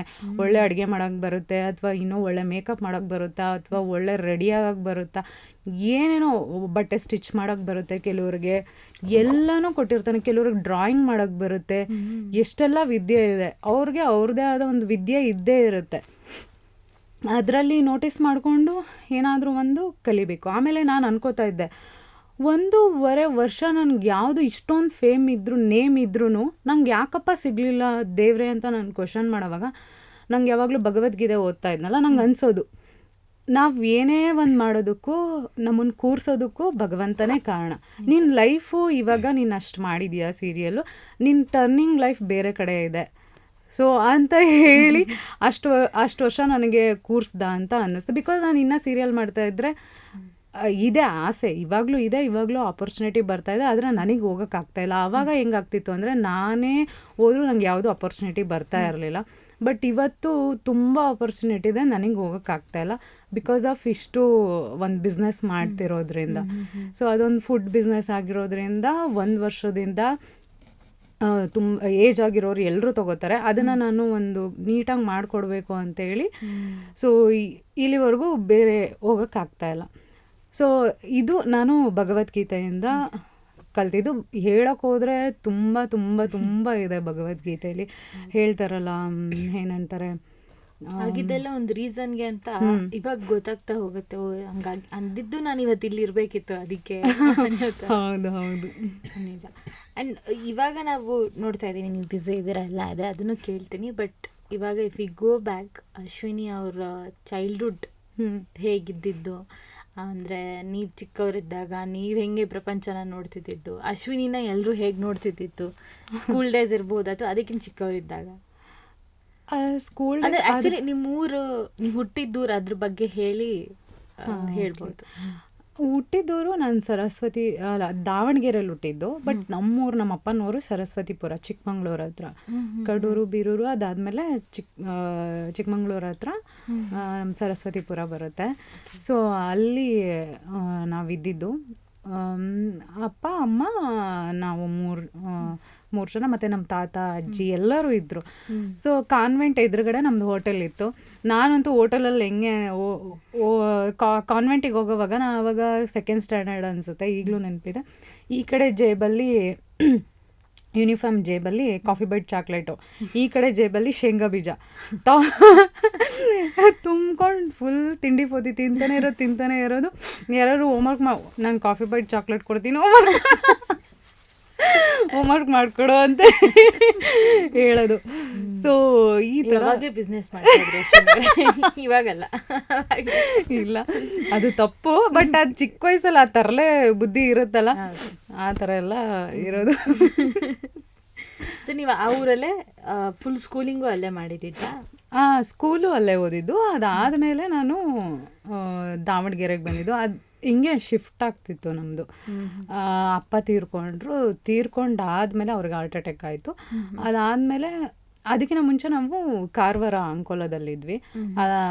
ಅದ್ರ ನೆಕ್ಸ್ಟು ಅವ್ರಿಗೆ ಹಾರ್ಟ್ ಅಟ್ಯಾಕ್ ಆಯಿತು. ಅದಾದಮೇಲೆ ನಾವು ಸೆಟಲ್ ಆಗಿದ್ದೆ ದಾವಣಗೆರೆಯಲ್ಲಿ.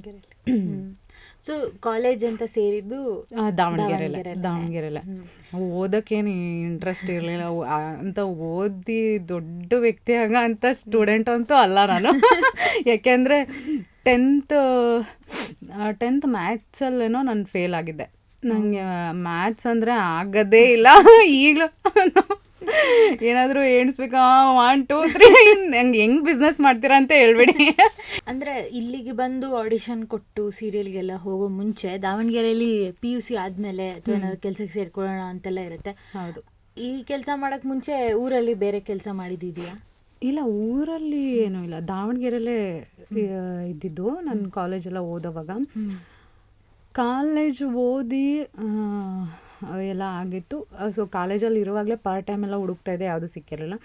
ಆಮೇಲೆ ನಂಗೆ ಅನ್ನಿಸ್ತು ಪ್ಯಾರಾಮೆಡಿಕಲ್ ತೊಗೊಂಡೆ ಅನ್ನಲ್ಲ, ಅದು PU ಆದಮೇಲೆ ಪ್ಯಾರಾಮೆಡಿಕಲ್ ತೊಗೊಂಡೆ. ಅದನ್ನು ಡಿಸ್ಕಂಟಿನ್ಯೂ ಮಾಡಿದೆ ಬಿಕಾಸ್ ಆಫ್ ಫ್ಯಾಮಿಲಿ ಈ ಥರ ತುಂಬ ನಮ್ಮ ಡ್ಯಾಡಿ ಇಲ್ದಲ್ಲೇ ಸಫರ್ ಆಗಿರೋದ್ರಿಂದ ನಮ್ಮಮ್ಮ ಒಬ್ಬರೇ ಕೆಲಸ ಮಾಡ್ತಾಯಿದ್ರು. ನಾನು ಇವಾಗಲೂ ಓದ್ಕೊಂಡು ಕೂತ್ಕೊಂಡ್ರೆ ಆಗಲ್ಲ ಅಂದ್ಬಿಟ್ಟು ನಾನೇನು ಮಾಡಿದೆ, ಇಲ್ಲ ಜಾಬ್ಗೆ ಹೋಗೋಣ ಅಂತ ಫಸ್ಟ್ ಒಂದು UPS ಕಂಪ್ನಿ ಅಂದ್ಕೊಳ್ತೀನಿ, ಅದಕ್ಕೆ ಹೋದೆ. ಅದಾದಮೇಲೆ ನಾನು ಋತ್ವಿ ಮೋಟರ್ಸ್ ಅಂತ ಅಲ್ಲಿ ಜಾಬಿಗೆ ಸೇರಿಕೊಂಡೆ ನಾನು. ಹೀರೋ ಹೋಂಡಾ ಶೋರೂಮ್ ಅದು ಆದಮೇಲೆ ಅದರಲ್ಲೊಂದು ಸ್ವಲ್ಪ ವರ್ಷ ಕೆಲಸ ಮಾಡಿ ನೆಕ್ಸ್ಟು ನಯನಾ ಐ ಹಾಸ್ಪಿಟಲ್ ಅಂತ ಅಲ್ಲಿ ಕೆಲಸ ಮಾಡಿದೆ. ಅದಾದಮೇಲೆ ನೀವು ಬೆಂಗಳೂರಿಗೆ ಬಂದಿತ್ತು. ಈ ಒಂದು ಜರ್ನಿಲಿ ನಿಮ್ಮ ಒಡ ಹುಟ್ಟದವ್ರ ಬಗ್ಗೆ, ಅವ್ರ ಜೊತೆ ನಿಮಗಿರೋ ಒಂದು ಒಡನಾಟದ ಬಗ್ಗೆ ಹೇಳಿ. ನನ್ನ ತಮ್ಮಂದರು, ಸೊ ನನ್ನ ತಮ್ಮಂದರು ಹೆಂಗೆ ಅಂತಂದರೆ, ಇವನ್ ಎಲ್ಲರ ಮನೇಲೂ ಇದ್ದಿದೆ ಜಗಳ ಆಡೋದು, ಕಿತ್ತಾಡೋದು. ಆಮೇಲೆ ನಾನು ಜಾಸ್ತಿ ಇದು ಮಾಡ್ತಾಯಿದ್ದೆ, ನಾನು ಇವತ್ತು ಕಸ ಹೊಡೆದೆ ಅಂದರೆ ನೀನು ಎಲ್ಲ ಒರೆಸ್ಬೇಕು, ನಾನು ಯಾಕೆ ಇದು ಮಾಡಬೇಕು, ಹಂಗೆ ಹಿಂಗೆ ಅನ್ನೋ ಥರ. ಆಮೇಲೆ ನನ್ನ ತಮ್ಮಂದರು ತುಂಬ ಕಷ್ಟಪಟ್ಟೆ. ಒಬ್ಬ ಹೂ ಮಾರೋನು, ಒಬ್ಬ ಕೊತ್ತಂಬರಿ ಸೊಪ್ಪು ಅದು ಇದು ಅದನ್ನು ಮಾರೋರು, ಇನ್ನೊಬ್ಬ ಮೆಡಿಕಲ್ ಶಾಪಿಗೆ ಹೋಗ್ತಾಯಿದ್ದ. ಆಮೇಲೆ ಮತ್ತೆ ಬೆಳಗ್ಗೆ ಪೇಪರ್ ಹಾಕೋದು, ಈ ಥರ ಎಲ್ಲ ಮಾಡ್ತಾಯಿದ್ರು. ನನ್ನ ತಮ್ಮ ಪೇಪರ್ ಹಾಕಿ ಅದರಲ್ಲಿ ಬಂದಿದ್ದ ದುಡ್ಡಲ್ಲಿ ಬೆಳಗ್ಗೆ ಒಂದು ಟೀ ಮೆಣಸಿನ್ಕಾಯಿ ತಿಂತಾಯಿದ್ದಿದ್ದು. ಅದೊಂಥರ ಖುಷಿ. ಬರೋದು, ಕಾಯೋದು, ಆ ಮೆಣಸಿನ್ಕಾಯಿ ಅಂದರೆ ನಮ್ಮ ದಾವಣಗೆರೆ ಮಿರ್ಚಿಗೆ ಫೇಮಸ್ ಅಲ್ವಾ, ನಮಗೆ ಟೀ ಜೊತೆ ಮೆಣಸಿನ್ಕಾಯಿ ಇರಲೇಬೇಕು. ಸೊ ಟೀ ಮೆಣಸಿನ್ಕಾಯಿ ಅಂತೂ ಕಾಯ್ತಾ ಇದ್ದೆ, ಇವ್ನು ತರ್ತಾನೆ, ಇವ್ನು ಬರ್ತಾನೆ ಅಂತ. ಆಮೇಲೆ ನನ್ನ ತಮ್ಮ ಕೊತ್ತಂಬರಿ ಮಾರ್ತಾಯಿದ್ರೆ, ಇವ್ನು ಇನ್ನೊಬ್ಬ ಚಿಕ್ಕವನು, ಅವರೆಲ್ಲ ಅವಾಗ ಒಂದು ಐ ಥಿಂಕ್ 9th ಸ್ಟ್ಯಾಂಡರ್ಡ್ ಅಂದ್ಕೊಳ್ತೀನಿ, 8 to 9 ಸ್ಟ್ಯಾಂಡರ್ಡು. ಸೊ ಅವಾಗ ಹಿಂಗೆ ಅವನೇನಾದರೂ ಕೊತ್ತಂಬರಿ ಸೊಪ್ಪು ಅದು ಇದು ಮಾರಕ್ಕೆ ಹೋದಾಗ, ನಾನು ಇಲ್ಲೇ ಮನೆ ಅಂದರೆ ಅವ್ನು ಅಲ್ಲಿ ಹೋಗ್ತಾ ಇದ್ದಾನೆ ಅಂದರೆ ನಾನು ಕೂಗ್ಬಿಡೋದು, ಅವ್ನು ಹಿಂದೆ ಎಲ್ಲ ತಿರುಗಿ ನೋಡೋದು ಯಾರೋ ಕರೆದ್ರು ಅಂತ. ಸೊ ಈ ಥರ ಕಾಡ್ಸೋದು, ಹಿಂಗೆಲ್ಲ ಮಾಡ್ತಾಯಿದ್ದೆ. ಆಮೇಲೆ ಅಮ್ಮ ಮನೇಲೇ ಒಂದು ಸ್ವಲ್ಪ ಈ ಮಂಡಕ್ಕಿ ಅದು ಇದು ಎಲ್ಲ ಸ್ನ್ಯಾಕ್ಸ್ ಎಲ್ಲ ರೆಡಿ ಮಾಡಿಕೊಡೋರು. ಅದನ್ನು ಹೋಗಿ ನನ್ನ ತಮ್ಮ ಚಿಕ್ಕವನು ಪಾರ್ಕಲ್ಲೆಲ್ಲ ಹೋಗಿ ಮಾರ್ಕೊಂಡು ಬರೋನು, ಈ ಥರ ಏನೇನೇನೇನೋ. ಆಮೇಲೆ ನಮ್ಮಮ್ಮ ಮೆಣಸಿನ್ಕಾಯಿ ಬಜ್ಜಿ ಚೆನ್ನಾಗಿ ಮಾಡೋರು, ಅವರೇ ಒಂದು ಮನೆ ಹತ್ರನೇ ಸ್ವಲ್ಪ ಜಾಗದಲ್ಲಿ ಅದನ್ನು ಮಾರ್ತಾಯಿದ್ರು. ಆಮೇಲೆ ಪಾನಿಪುರಿ ನಮ್ಮಮ್ಮ ಚೆನ್ನಾಗಿ ಅಡುಗೆ ಮಾಡ್ತಾರೆ, ಎಲ್ಲ ಅಡುಗೆನೂ ಮಾಡ್ತಾರೆ. ಸೊ ಹಾಗಾಗಿ ಅದನ್ನೆಲ್ಲ ಮಾಡ್ತಾ ಅದನ್ನು ಒಂದು ಮಾರೋದು, ಎಲ್ಲ ಚಿಕ್ಕ ಪುಟ್ಟ ಕೆಲಸ ಅವಾಗಿಂದನೂ ಎಲ್ಲರೂ ಓಲ್ ಫ್ಯಾಮಿಲಿ ಮಾಡ್ಕೊಂಡು ಬಂದಿರೋದು. ಅಂದರೆ ಆ ಥರ ಎಲ್ಲ ಇದ್ವಾ ಅಂತಲೂ ಅನಿಸ್ಬಿಡುತ್ತೆ ಒಂದಿನ ಕೆಲವು ಸರ್ತಿ. ಅವರು ನೀವು ಈ ಥರ ಸೀರಿಯಲ್ ಮಾಡೋಕ್ಕೆಲ್ಲ ಶುರು ಮಾಡಿದಾಗ ಅವ್ರು ನಿಮ್ಗೆ ಹೇಗೆ ಸಪೋರ್ಟ್ ಮಾಡ್ತಿದ್ರು, ಏನಂತಿದ್ರು? ಅವರು ಏನಿಲ್ಲ ಸಪೋರ್ಟ್ ಮಾಡ್ತಾಯಿದ್ರು. ಅವರು ಈವನ್ ನಾವು ಅವ್ರು ಯಾವತ್ತೂ ಏನು ಶೂಟಿಂಗ್ ಹೆಂಗಿರುತ್ತೆ ಏನು ಕೇಳ್ತಾನೆ ಇಲ್ಲ. ಅವ್ರ ಪಾಡವ್ರು ಇವಳೇನೋ ಮಾಡ್ತಾಳೆ ಮಾಡ್ಕೊಂಡ್ಲಿಕ್ಕೆ ಬಿಡು ಅನ್ನೋ ಥರ ಆ ಥರ ಎಲ್ಲ ಏನು ಇದು ಮಾಡ್ತಿರಲಿಲ್ಲ. ಬಟ್ ನನ್ನ ಚಿಕ್ಕವನ ತಮ್ಮ ಅವನಿಗೆ ಇಂಟ್ರೆಸ್ಟ್ ಇತ್ತು. ಅವನು ಆ್ಯಕ್ಟಿಂಗ್ ಮಾಡೋಣ ಅಂತ ಅವನು ಒಂದು ಸೀರಿಯಲಲ್ಲಿ ಆ್ಯಕ್ಟ್ ಮಾಡ್ದ ಸಪೋರ್ಟಿಂಗ್ ರೋಲ್. ಅದಾದಮೇಲೆ ಅವನಿಗೆ ಇಲ್ಲ ಬೇರೆ ಮಾಡೋಣ ಅಂತ ಅಂದ್ಬಿಟ್ಟು ಹುಡುಗರಿಗೆ ಸ್ವಲ್ಪ ಆಪರ್ಚುನಿಟೀಸ್ ಗೇನ್ ಮಾಡ್ಕೊಳೋದು ಇನ್ನೂ ಕಷ್ಟ. ಸೊ ಅವನು ಏನು ಮಾಡ್ದ ಬೇಡ ಅಂತ ಬೇರೆ ಜಾಬ್ಗೆಲ್ಲ ಟ್ರೈ ಮಾಡೋದು ಅದು ಮಾಡ್ದ. ಸೊ ಇವಾಗ ಜಸ್ಟ್ ನಾನು ಒಬ್ಬಳೇ ನಾನು ಬಿಟ್ಬಿಟ್ಟು ಇವಾಗ ಬಿಸ್ನೆಸ್ ಮಾಡ್ತಾಯಿದ್ದೀನಿ. ಆ್ಯಂಡ್ ಇದೆಲ್ಲದ್ರ ಮಧ್ಯೆ ನೀವು ಆವಾಗಲೇ ಹೇಳ್ತಿದ್ರಿ ನಾನೇನಾದ್ರು ಮಾಡಿದ್ರೆ ನೀಟಾಗಿ ಮಾಡ್ಬೇಕು, ನನಗೆಲ್ಲ ಸಮಾಧಾನ ಆಗಲ್ಲ ಅಂತೆಲ್ಲ. ನಾವು ನೋಡಿದ್ದೀವಿ ನೀವು ಅಡುಗೆ ಮಾಡಿದ್ರೆ ತುಂಬ ಅಚ್ಚುಕಟ್ಟಾಗಿ ಮಾಡ್ತೀರಾ, ಕ್ಲೀನಾಗಿ ಮಾಡ್ತೀರಾ. ಆ್ಯಂಡ್ ಜನ ಅದಕ್ಕೆ ಇನ್ನೂ ಇಷ್ಟಪಡ್ತಾರೆ. ನಿಮಗೂ ಹಂಗಂದ್ರೆ ನಿಮ್ಮ ಅಮ್ಮನಿಂದ ಒಂದು ಇಂಟ್ರೆಸ್ಟ್ ಬಂದಿದೆ ಅಡುಗೆ ತಿಂಡಿ ಊಟ ಅಂದ್ರೆಲ್ಲ ಬಂದಿದೆ. ಆ್ಯಂಡ್ ಅದನ್ನು ನೀವು ಇನ್ಫ್ಯಾಕ್ಟ್ ಯೂಟ್ಯೂಬಲ್ಲೂ ತುಂಬ ಅದ್ರ ಬಗ್ಗೆ ಹೌದು ತುಂಬ ಹಾಕ್ತಾ ಇರ್ತೀನಿ. ಆಮೇಲೆ ನಾನೇ ಏನಾದರೂ ಒಂದು ಕ್ರಿಯೇಟ್ ಮಾಡೋದು ಅಡುಗೆ, ಬೇರೆ ಥರ ಏನಾದರೂ ಮಾಡೋದು, ಆಮೇಲೆ ಹೆಲ್ದಿಯಾಗಿ ಏನಾದರೂ ತಿನ್ನಬೇಕು.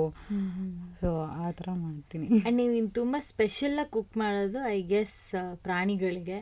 ಹೌದು ಇನ್ಫ್ಯಾಕ್ಟ್ ನಾನೇ ಫಸ್ಟ್ ಟೈಮ್ ನೋಡಿದಾಗ ನನಗೆ ಸಖತ್ ಖುಷಿಯಾಗಿತ್ತು. ಕರೆಕ್ಟ್ ಅಲ್ವಾ, ಹಿಂಗೂ ಎಲ್ಲ ಮಾಡ್ಬೋದಲ್ವಾ, ಯಾರೋ ಒಬ್ರಿಗಾರೋ ಅನಿಸಿ ಆ ಇನಿಷಿಯೇಟಿವ್ ತಗೋತಾರೆ ಅಂದರೆ ತುಂಬ ಜನ ಮಾಡ್ತಾರೆ. ಹೌದು, ಅಂದರೆ ಈಗ ನೀವಾದರೆ ಒಂದು ಸ್ವಲ್ಪ ಪಬ್ಲಿಕ್ ಕೈಲಿ ಇರೋರು, ಹೌದು, ನೀವು ಒಬ್ರು ಮಾಡೋದನ್ನ ನೋಡಿ ಇನ್ನೊಬ್ರು ಶುರು ಮಾಡ್ತಾರಂದ್ರೂ ತುಂಬ ಒಳ್ಳೆ ವಿಷಯ ಅದು. ಇದು ಆಸಕ್ತಿ ಅನ್ನೋದಕ್ಕಿಂತ ಹೆಚ್ಚಾಗಿ ಅದೊಂಥರ ಪ್ರೀತಿ ಮಾಡೋದಕ್ಕೆ. ಆ್ಯಂಡ್ ನಿಮ್ಗೆ ಇನ್ಫ್ಯಾಕ್ಟ್ ರೋಡಲ್ಲಿರೋ ನಾಯಿ ಬೆಕ್ಕು ಅವುಗಳೇ ತುಂಬ ಇಷ್ಟ. ತುಂಬ ಇಷ್ಟ ನನಗೆ ಪ್ರಾಣಿಗಳು ಅಂದರೆ ಆ ಕಣ್ಗಳು ನೋಡಿದ್ರೇ ಮೆಲ್ಟ್ ಆಗಿಬಿಡುತ್ತೆ ಮನಸ್ಸು, ಅಷ್ಟು ಇಷ್ಟ. ಬಿಕಾಸ್ ನೀವು ನೋಡಿ ನಮಗೆಲ್ಲ ಏನೆಲ್ಲ ಸೌಲಭ್ಯ ಇದ್ರೂ ನಮಗೆ ಆದರೂ ಮನುಷ್ಯಂಗೆ ಸ್ಯಾಟಿಸ್ಫ್ಯಾಕ್ಷನ್ ಇರೋಲ್ಲ.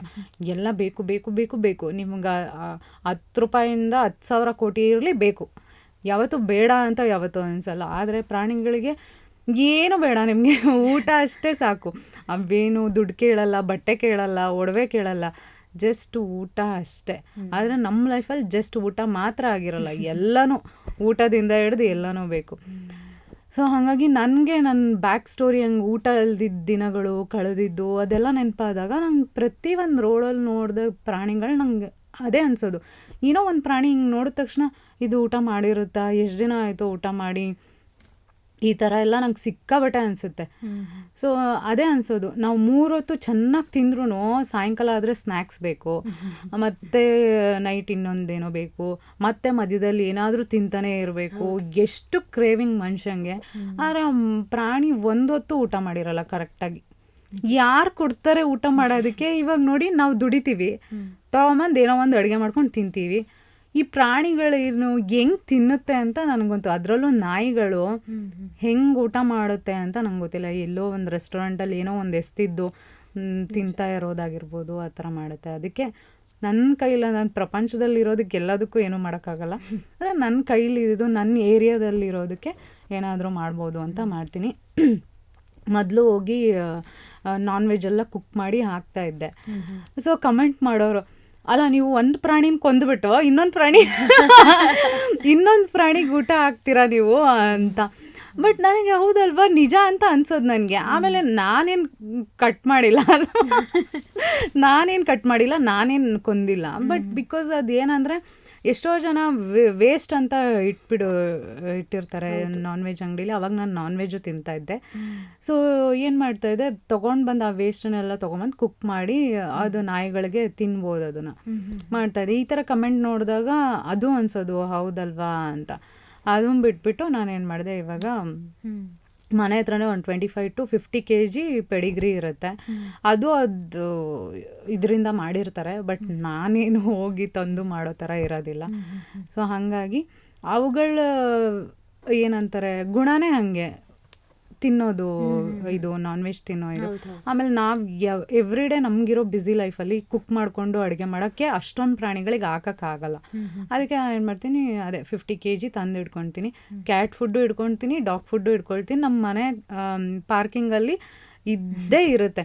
ಮನೆಗೆ ಒಂದು 3-4 ಬೆಕ್ಕು ಬರುತ್ತೆ, ಆಮೇಲೆ ಒಂದು 6-7 ನಾಯಿ ಬರುತ್ತೆ ಏರಿಯಾದಲ್ಲಿ. ಆಮೇಲೆ ನಾನು ವಾಕಿಂಗ್ ಹೋಗೋವಾಗ ತೊಗೊಂಡೋಗಿ ಹಾಕ್ತೀನಿ. ಅದೊಂದು ಮನಸ್ಸಿಗೆ ಎಷ್ಟು ಸ್ಯಾಟಿಸ್ಫ್ಯಾಕ್ಷನ್ ಅಂದರೆ, ಇವತ್ತು ನೀವು ಬದುಕಿದ್ದೀರಾ, ನಾಳೆ ಸತ್ತ ಮೇಲೂ ಒಂದು ಲೈಫ್ ಇದೆ ಅಂತ ಮನುಷ್ಯ ಯೋಚನೆ ಮಾಡಲ್ಲ. ಅದು ನೀವು ಭಗವದ್ಗೀತೆ ಮತ್ತು ಗರುಡ ಪುರಾಣ ಓದಿದ್ರೆ ಮಾತ್ರ ಗೊತ್ತಾಗೋದು. ಇವಾಗ ಒಂದು ಲೈಫ್ ಲೀಡ್ ಮಾಡ್ತಾ ಇದೀವಿ, ಇದು ಹೆಂಗೆ ಲೀಡ್ ಮಾಡ್ತಾ ಇದೀವಿ ಗೊತ್ತಿಲ್ಲ.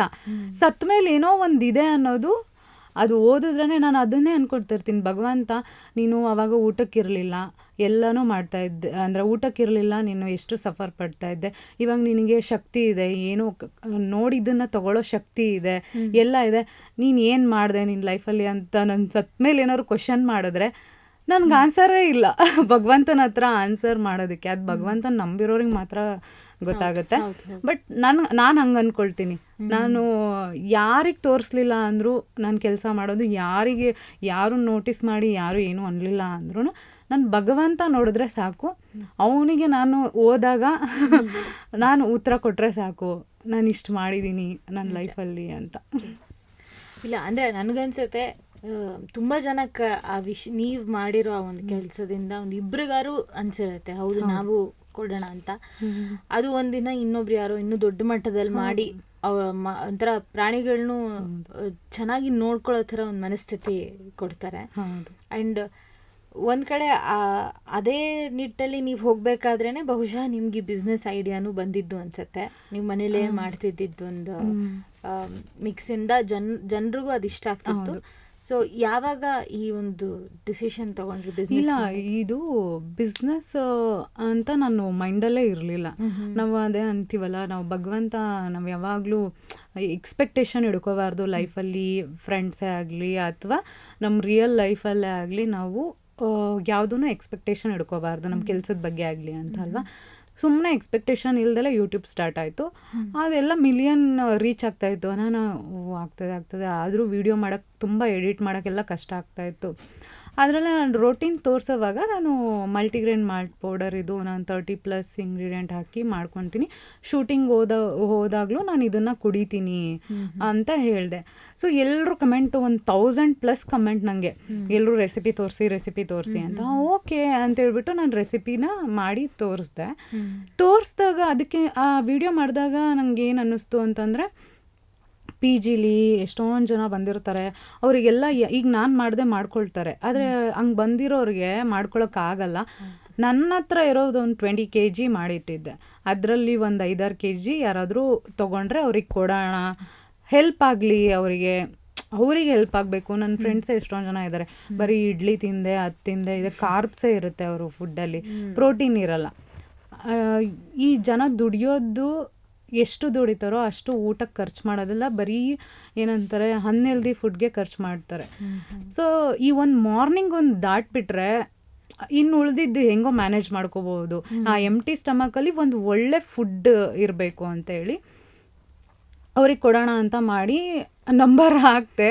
ಆ ನಂಬರ್ ಹಾಕೋದು ತೆಗಿಯೋದು ಎಡಿಟ್ ಮಾಡೋವಾಗ ಅಯ್ಯೋ ಬೇಡ, ಆಮೇಲೆ ಅಯ್ಯೋ ಬಿಸ್ನೆಸ್ ಮಾಡ್ತಿದ್ದೀನ, ಬೇಡ ಅಂತ ಹಂಗೆ ಮೈಂಡಲ್ಲಿ 1000 ಕ್ವಶನ್ಸ್ ನನಗೆ. ಬೇಡ ಅಂದ್ಕೊಂಡು ನನ್ನ ಮನಸ್ಸಲ್ಲಿ ಉದ್ದೇಶ ಒಳ್ಳೇದಿರೋದು, ಹಾಕೇ ಬಿಡೋಣ ಅಂತ ಹಾಕಿದೆ.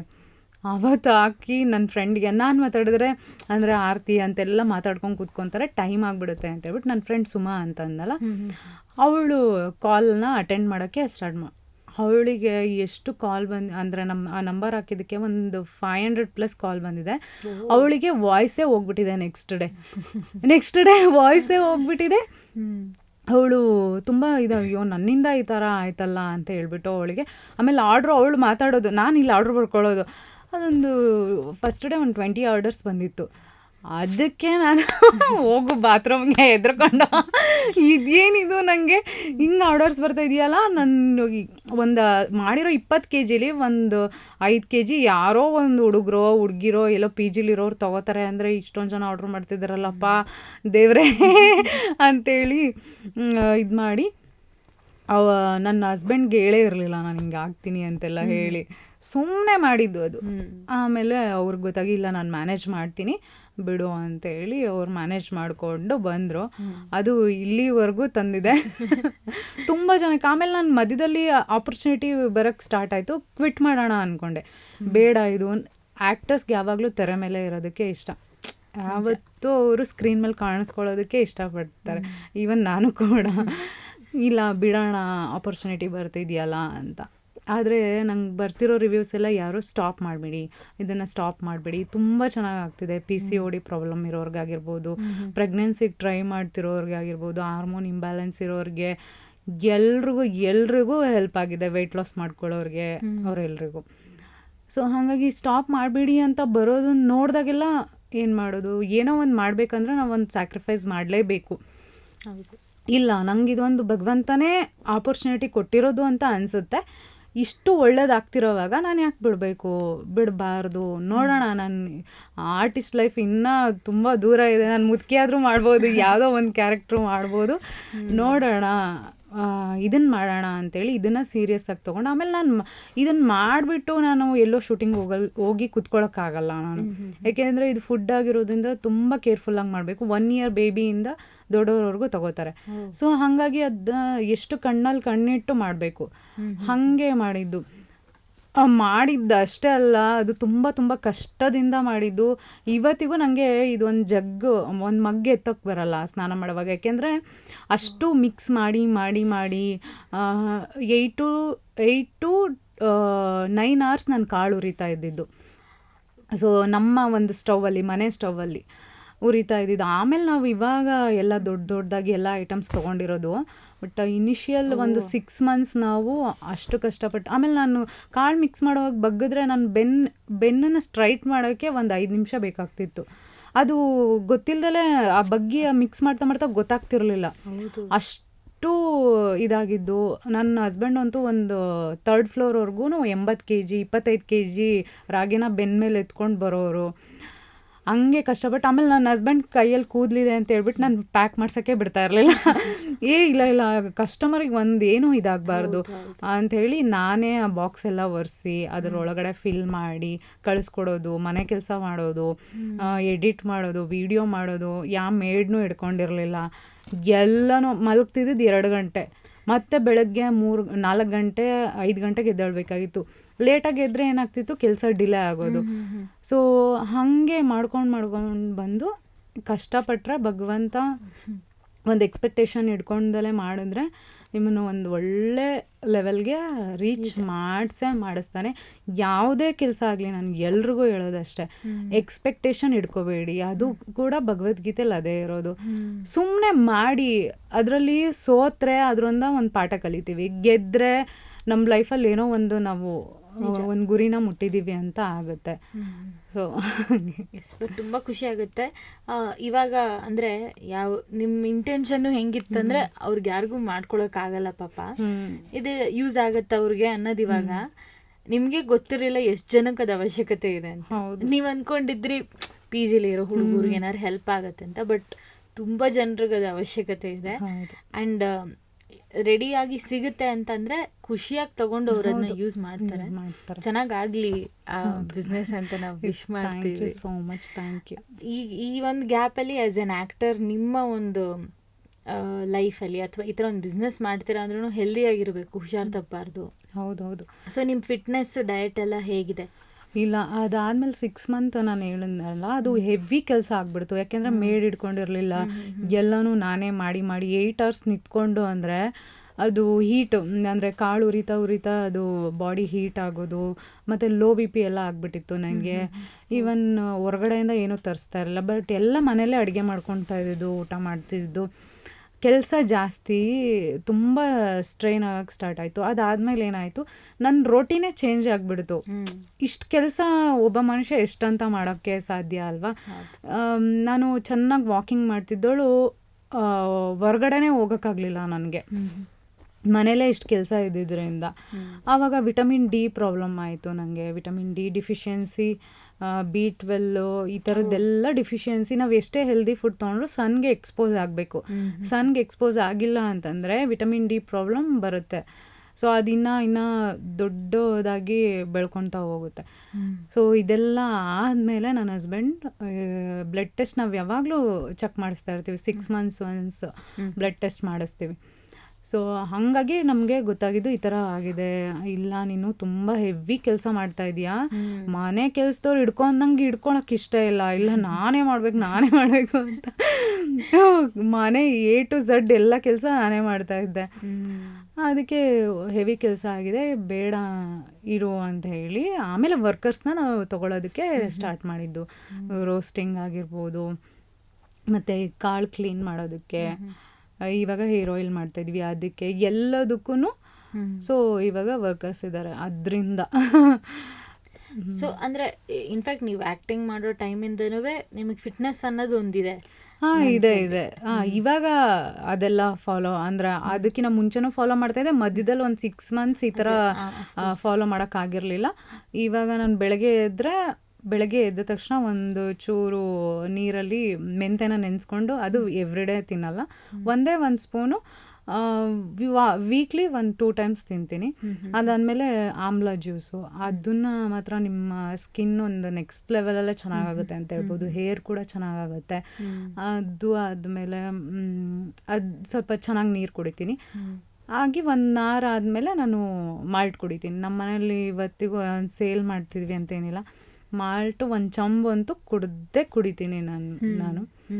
ಅದಾದಮೇಲೆ ಏನಂತಂದರೆ ಬೆಳಗ್ಗೆ ಎದ್ದ ತಕ್ಷಣ ನಮಗೆ ಪ್ರೋಟೀನ್ ಬೇಕು. ಸೊ ನಾವು ಯಾರು ಪ್ರೋಟೀನೇ ತೊಗೊಳ್ಳಲ್ಲ. ಇಡ್ಲಿ, ದೋಸೆ, ಉಪ್ಪಿಟ್ಟು, ಚಿತ್ರಾನ್ನ ಕಾರ್ಬ್ಸೇ ತೊಗೊಳ್ಳೋದು ನಾವು. ಪ್ರೋಟೀನ್ ತೊಗೊಂಡ್ರೆ ಮಾಲ್ಟಲ್ಲಿ ಪ್ರೋಟೀನು ಇರುತ್ತೆ, ಕ್ಯಾಲ್ಶಿಯಮ್, ರಾಗಿ ಹಾಕಿರೋದ್ರಿಂದ ಕ್ಯಾಲ್ಶಿಯಮ್ಮು ಇರುತ್ತೆ, ಬಾದಾಮಿನೂ ಮತ್ತು ಮಲ್ಟಿಗ್ರೈನ್ ಹಾಕಿರೋದ್ರಿಂದ ನಿಮಗೆ ಪ್ರೋಟೀನ್ ಸಿಗುತ್ತೆ. ಮಾಲ್ಟ್ ಕುಡ್ದಾದ್ಮೇಲೆ ನಾನು ಸೌತೆಕಾಯಿ, ಕ್ಯಾರೆಟು ಮತ್ತು 1 ಸೀಸನಲ್ ಫ್ರೂಟ್ ತಿಂತೀನಿ. ಸೌತೆಕಾಯಿ, ಕ್ಯಾರೆಟು ಒಂದೊಂದು ದಿನ ಗೆಣಸು, ಸೊ ಸ್ವೀಟ್ ಪೊಟ್ಯಾಟೊ, ಅದನ್ನು ತಿಂದಾಗ ಏನಾಗುತ್ತೆ, ಫೈಬರ್ ಸಿಗುತ್ತೆ ನಿಮಗೆ. ತರಕಾರಿಲಿ ಫೈಬರ್, ನೀವು ಸೌತೆಕಾಯಿ, ಕ್ಯಾರೆಟು ಈ ಥರ ತಿಂದಾಗ ಫೈಬರ್ ಸಿಗುತ್ತೆ, ಹಣ್ಣಿಂದ ವಿಟಮಿನ್ ಸಿಗುತ್ತೆ. ಇದು ನಮಗೆ ಬಾಡಿಗೆ ಬೇಕಾಗಿರೋದೇ ಹೊರತು ನಾವೇನು ಮಾಡ್ತೀವಿ, ಎಲ್ಲ ಹೊಟ್ಟೆ ತುಂಬಿಸ್ಕೊಳ್ಳೋಕಷ್ಟೇ ತಿಂತೀವಿ, ಬೇಕಾಗಿರೋದನ್ನ ತಿನ್ನಲ್ಲ. ಇದಾದ್ಮೇಲೆ ಬೇಕಾದ್ರೆ ನೀವು ಮಧ್ಯಾಹ್ನ ಕಾರ್ಬ್ಸ್ ತೊಗೊಳ್ಳಿ, ರೈಸ್ ತೊಗೊಳ್ತೀರಾ, ಚಪಾತಿ ತೊಗೋಬೋದು. ಹಾಗೆ ನಾನು ಮೇಂಟೈನ್ ಮಾಡ್ಕೊಂಬರೋದು. ಮಧ್ಯಾಹ್ನ ರೈಸ್ ತಿಂತೀನಿ, ಒಂದೊಂದು ಡೇ ಚೇಂಜ್ ಇರುತ್ತೆ. ನೈಟ್ ರೈಸ್ ತಿಂದರೆ ಒಟ್ನಲ್ಲಿ 1 ಡೇಲಿ ಒಂದೇ ಹೊತ್ತು ಮಾತ್ರ ರೈಸ್ ತಿನ್ನೋದು, ಇನ್ನು ಉಳಿದಿದ್ದು ಮುದ್ದೆ, ಚಪಾತಿ ವೀಕ್ಲಿ ಒನ್ಸ್ ಅಷ್ಟೇ. ತುಂಬ ತಿನ್ನಲ್ಲ, ಇನ್ನೂ ಕಡಿಮೆನೇ ನಾನು ತಿನ್ನೋದು ಚಪಾತಿ. ಇದು ತಿಂತೀನಿ, ಮುದ್ದೆ, ರೊಟ್ಟಿ, ಇದಂತೂ ಇದ್ದೇ ಇರುತ್ತೆ. ಅಂದರೆ ಇನ್ಫ್ಯಾಕ್ಟ್ ನಿಮಗೆ ಕುಕ್ಕಿಂಗಲ್ಲಿ ಆಸಕ್ತಿ ಇದ್ದಿದ್ದಕ್ಕೆ ಈ ಥರ ಒಂದೆಲ್ಲ ಶುರು ಆಗಿದ್ದು ಅಂತ ಅನ್ಸುತ್ತೆ. ಬಟ್ ಇದೇನು ಮಾಲ್ಟ್ ಮಿಕ್ಸ್ ಮಾಡೋಕ್ಕೆ ಶುರು ಮಾಡಿದ್ರಿ, ಆವಾಗ ಇನ್ನೂ ಹೆಚ್ಚು ಈ ವಿಟಮಿನ್, ಪ್ರೋಟೀನ್ ಅದ್ರ ಬಗ್ಗೆ ಎಲ್ಲ ತಿಳ್ಕೊಂಡಿದ್ದ ಹೇಗೆ? ಹೌದು, ಅಲ್ಲ ಅದು ಹೆಂಗೆ ಅಂತಂದರೆ, ನನ್ನ ಫ್ರೆಂಡ್ ಶ್ರುತಿ ಇದ್ದಾಳಲ್ಲ, ಅವಳು ನಾನು ರಾಗಿ ಅಂಬ್ಲಿ ನಾನು ಯಾವಾಗ ಕೆಲ್ಸಕ್ಕೆ ಹೋದಾಗ ನಂಗೆ ಊಟಕ್ಕೆ ಏನೂ ಇರ್ತಾ ಇರಲಿಲ್ಲ. ನಮ್ಮ ಮನೇಲಿ ನಾವು ರಾಗಿ ಅಂಬ್ಲಿನೇ ಕುಡಿತಾ ಇದ್ದು. ಅವಾಗ ಏನಂತಂದರೆ ಬರೀ ರಾಗಿ ಮತ್ತು ಮೆಂತೆ, ದುಡ್ಡಿರಲಿಲ್ಲ. ಸೊ ರಾಗಿ ಮತ್ತು ಮೆಂತೆ ಅಷ್ಟೇ ಮಿಕ್ಸ್ ಮಾಡ್ಕೊಂಡಿರೋ ಹಿಟ್ಟಲ್ಲಿ ಮಾಲ್ಟ್ ಮಾಡ್ಕೊಂಡು ಕುಡಿತಾ ಇದ್ದಿದ್ದು. ಕುಡ್ಕೊಳ್ತಾ ಬಂದಾಗ ನನ್ನ ಫ್ರೆಂಡ್ ಹೇಳಿದ್ಲು, ಈ ಥರ ಕಾಳುಗಳನ್ನೆಲ್ಲ ಮಿಕ್ಸ್ ಮಾಡ್ಕೊಂಡು ನೀನು ಹೆಂಗಿದ್ರು ಶೂಟಿಂಗ್ ಹೋಗ್ತೀಯಾ, ನೀನೆಲ್ಲ ನೆನೆಸ್ಕೊಂಡು ತಿನ್ನೋಕ್ಕಾಗಲ್ಲ, ಇದನ್ನು ಮಾಡ್ಕೊಂಡು ಕುಡಿ ಅಂತ ಹೇಳಿದ್ಲು. ನಾನು ಅವಾಗ ಥಿಂಕ್ ಮಾಡಿದೆ, ಇಲ್ಲ ಇದಕ್ಕೆ ಇನ್ನೂ ಇಂಗ್ರೀಡಿಯೆಂಟ್, ಅವಳೊಂದು 5-6 ಇಂಗ್ರೀಡಿಯೆಂಟ್ ಹೇಳಿದ್ಲು.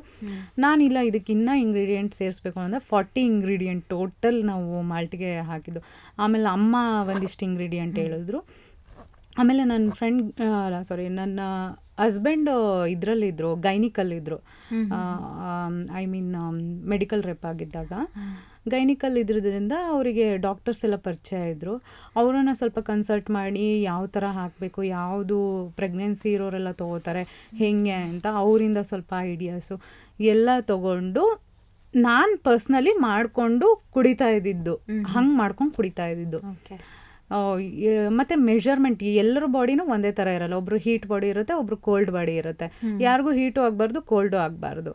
ಸೊ ಹಾಗೆ ಬ್ಯಾಲೆನ್ಸ್ಡ್ ಆಗಿರಬೇಕು ನಮ್ಮ ಈ ಒಂದು ಮಾಲ್ಟ್ ಅಂತ ಯೋಚನೆ ಮಾಡಿ ಮಾಡ್ಕೊಂಡು ಕುಡಿತಾ ಇದ್ದು. ಅದಾದಮೇಲೆ ಜನಕ್ಕೆ ಹೇಳಿದ್ದು.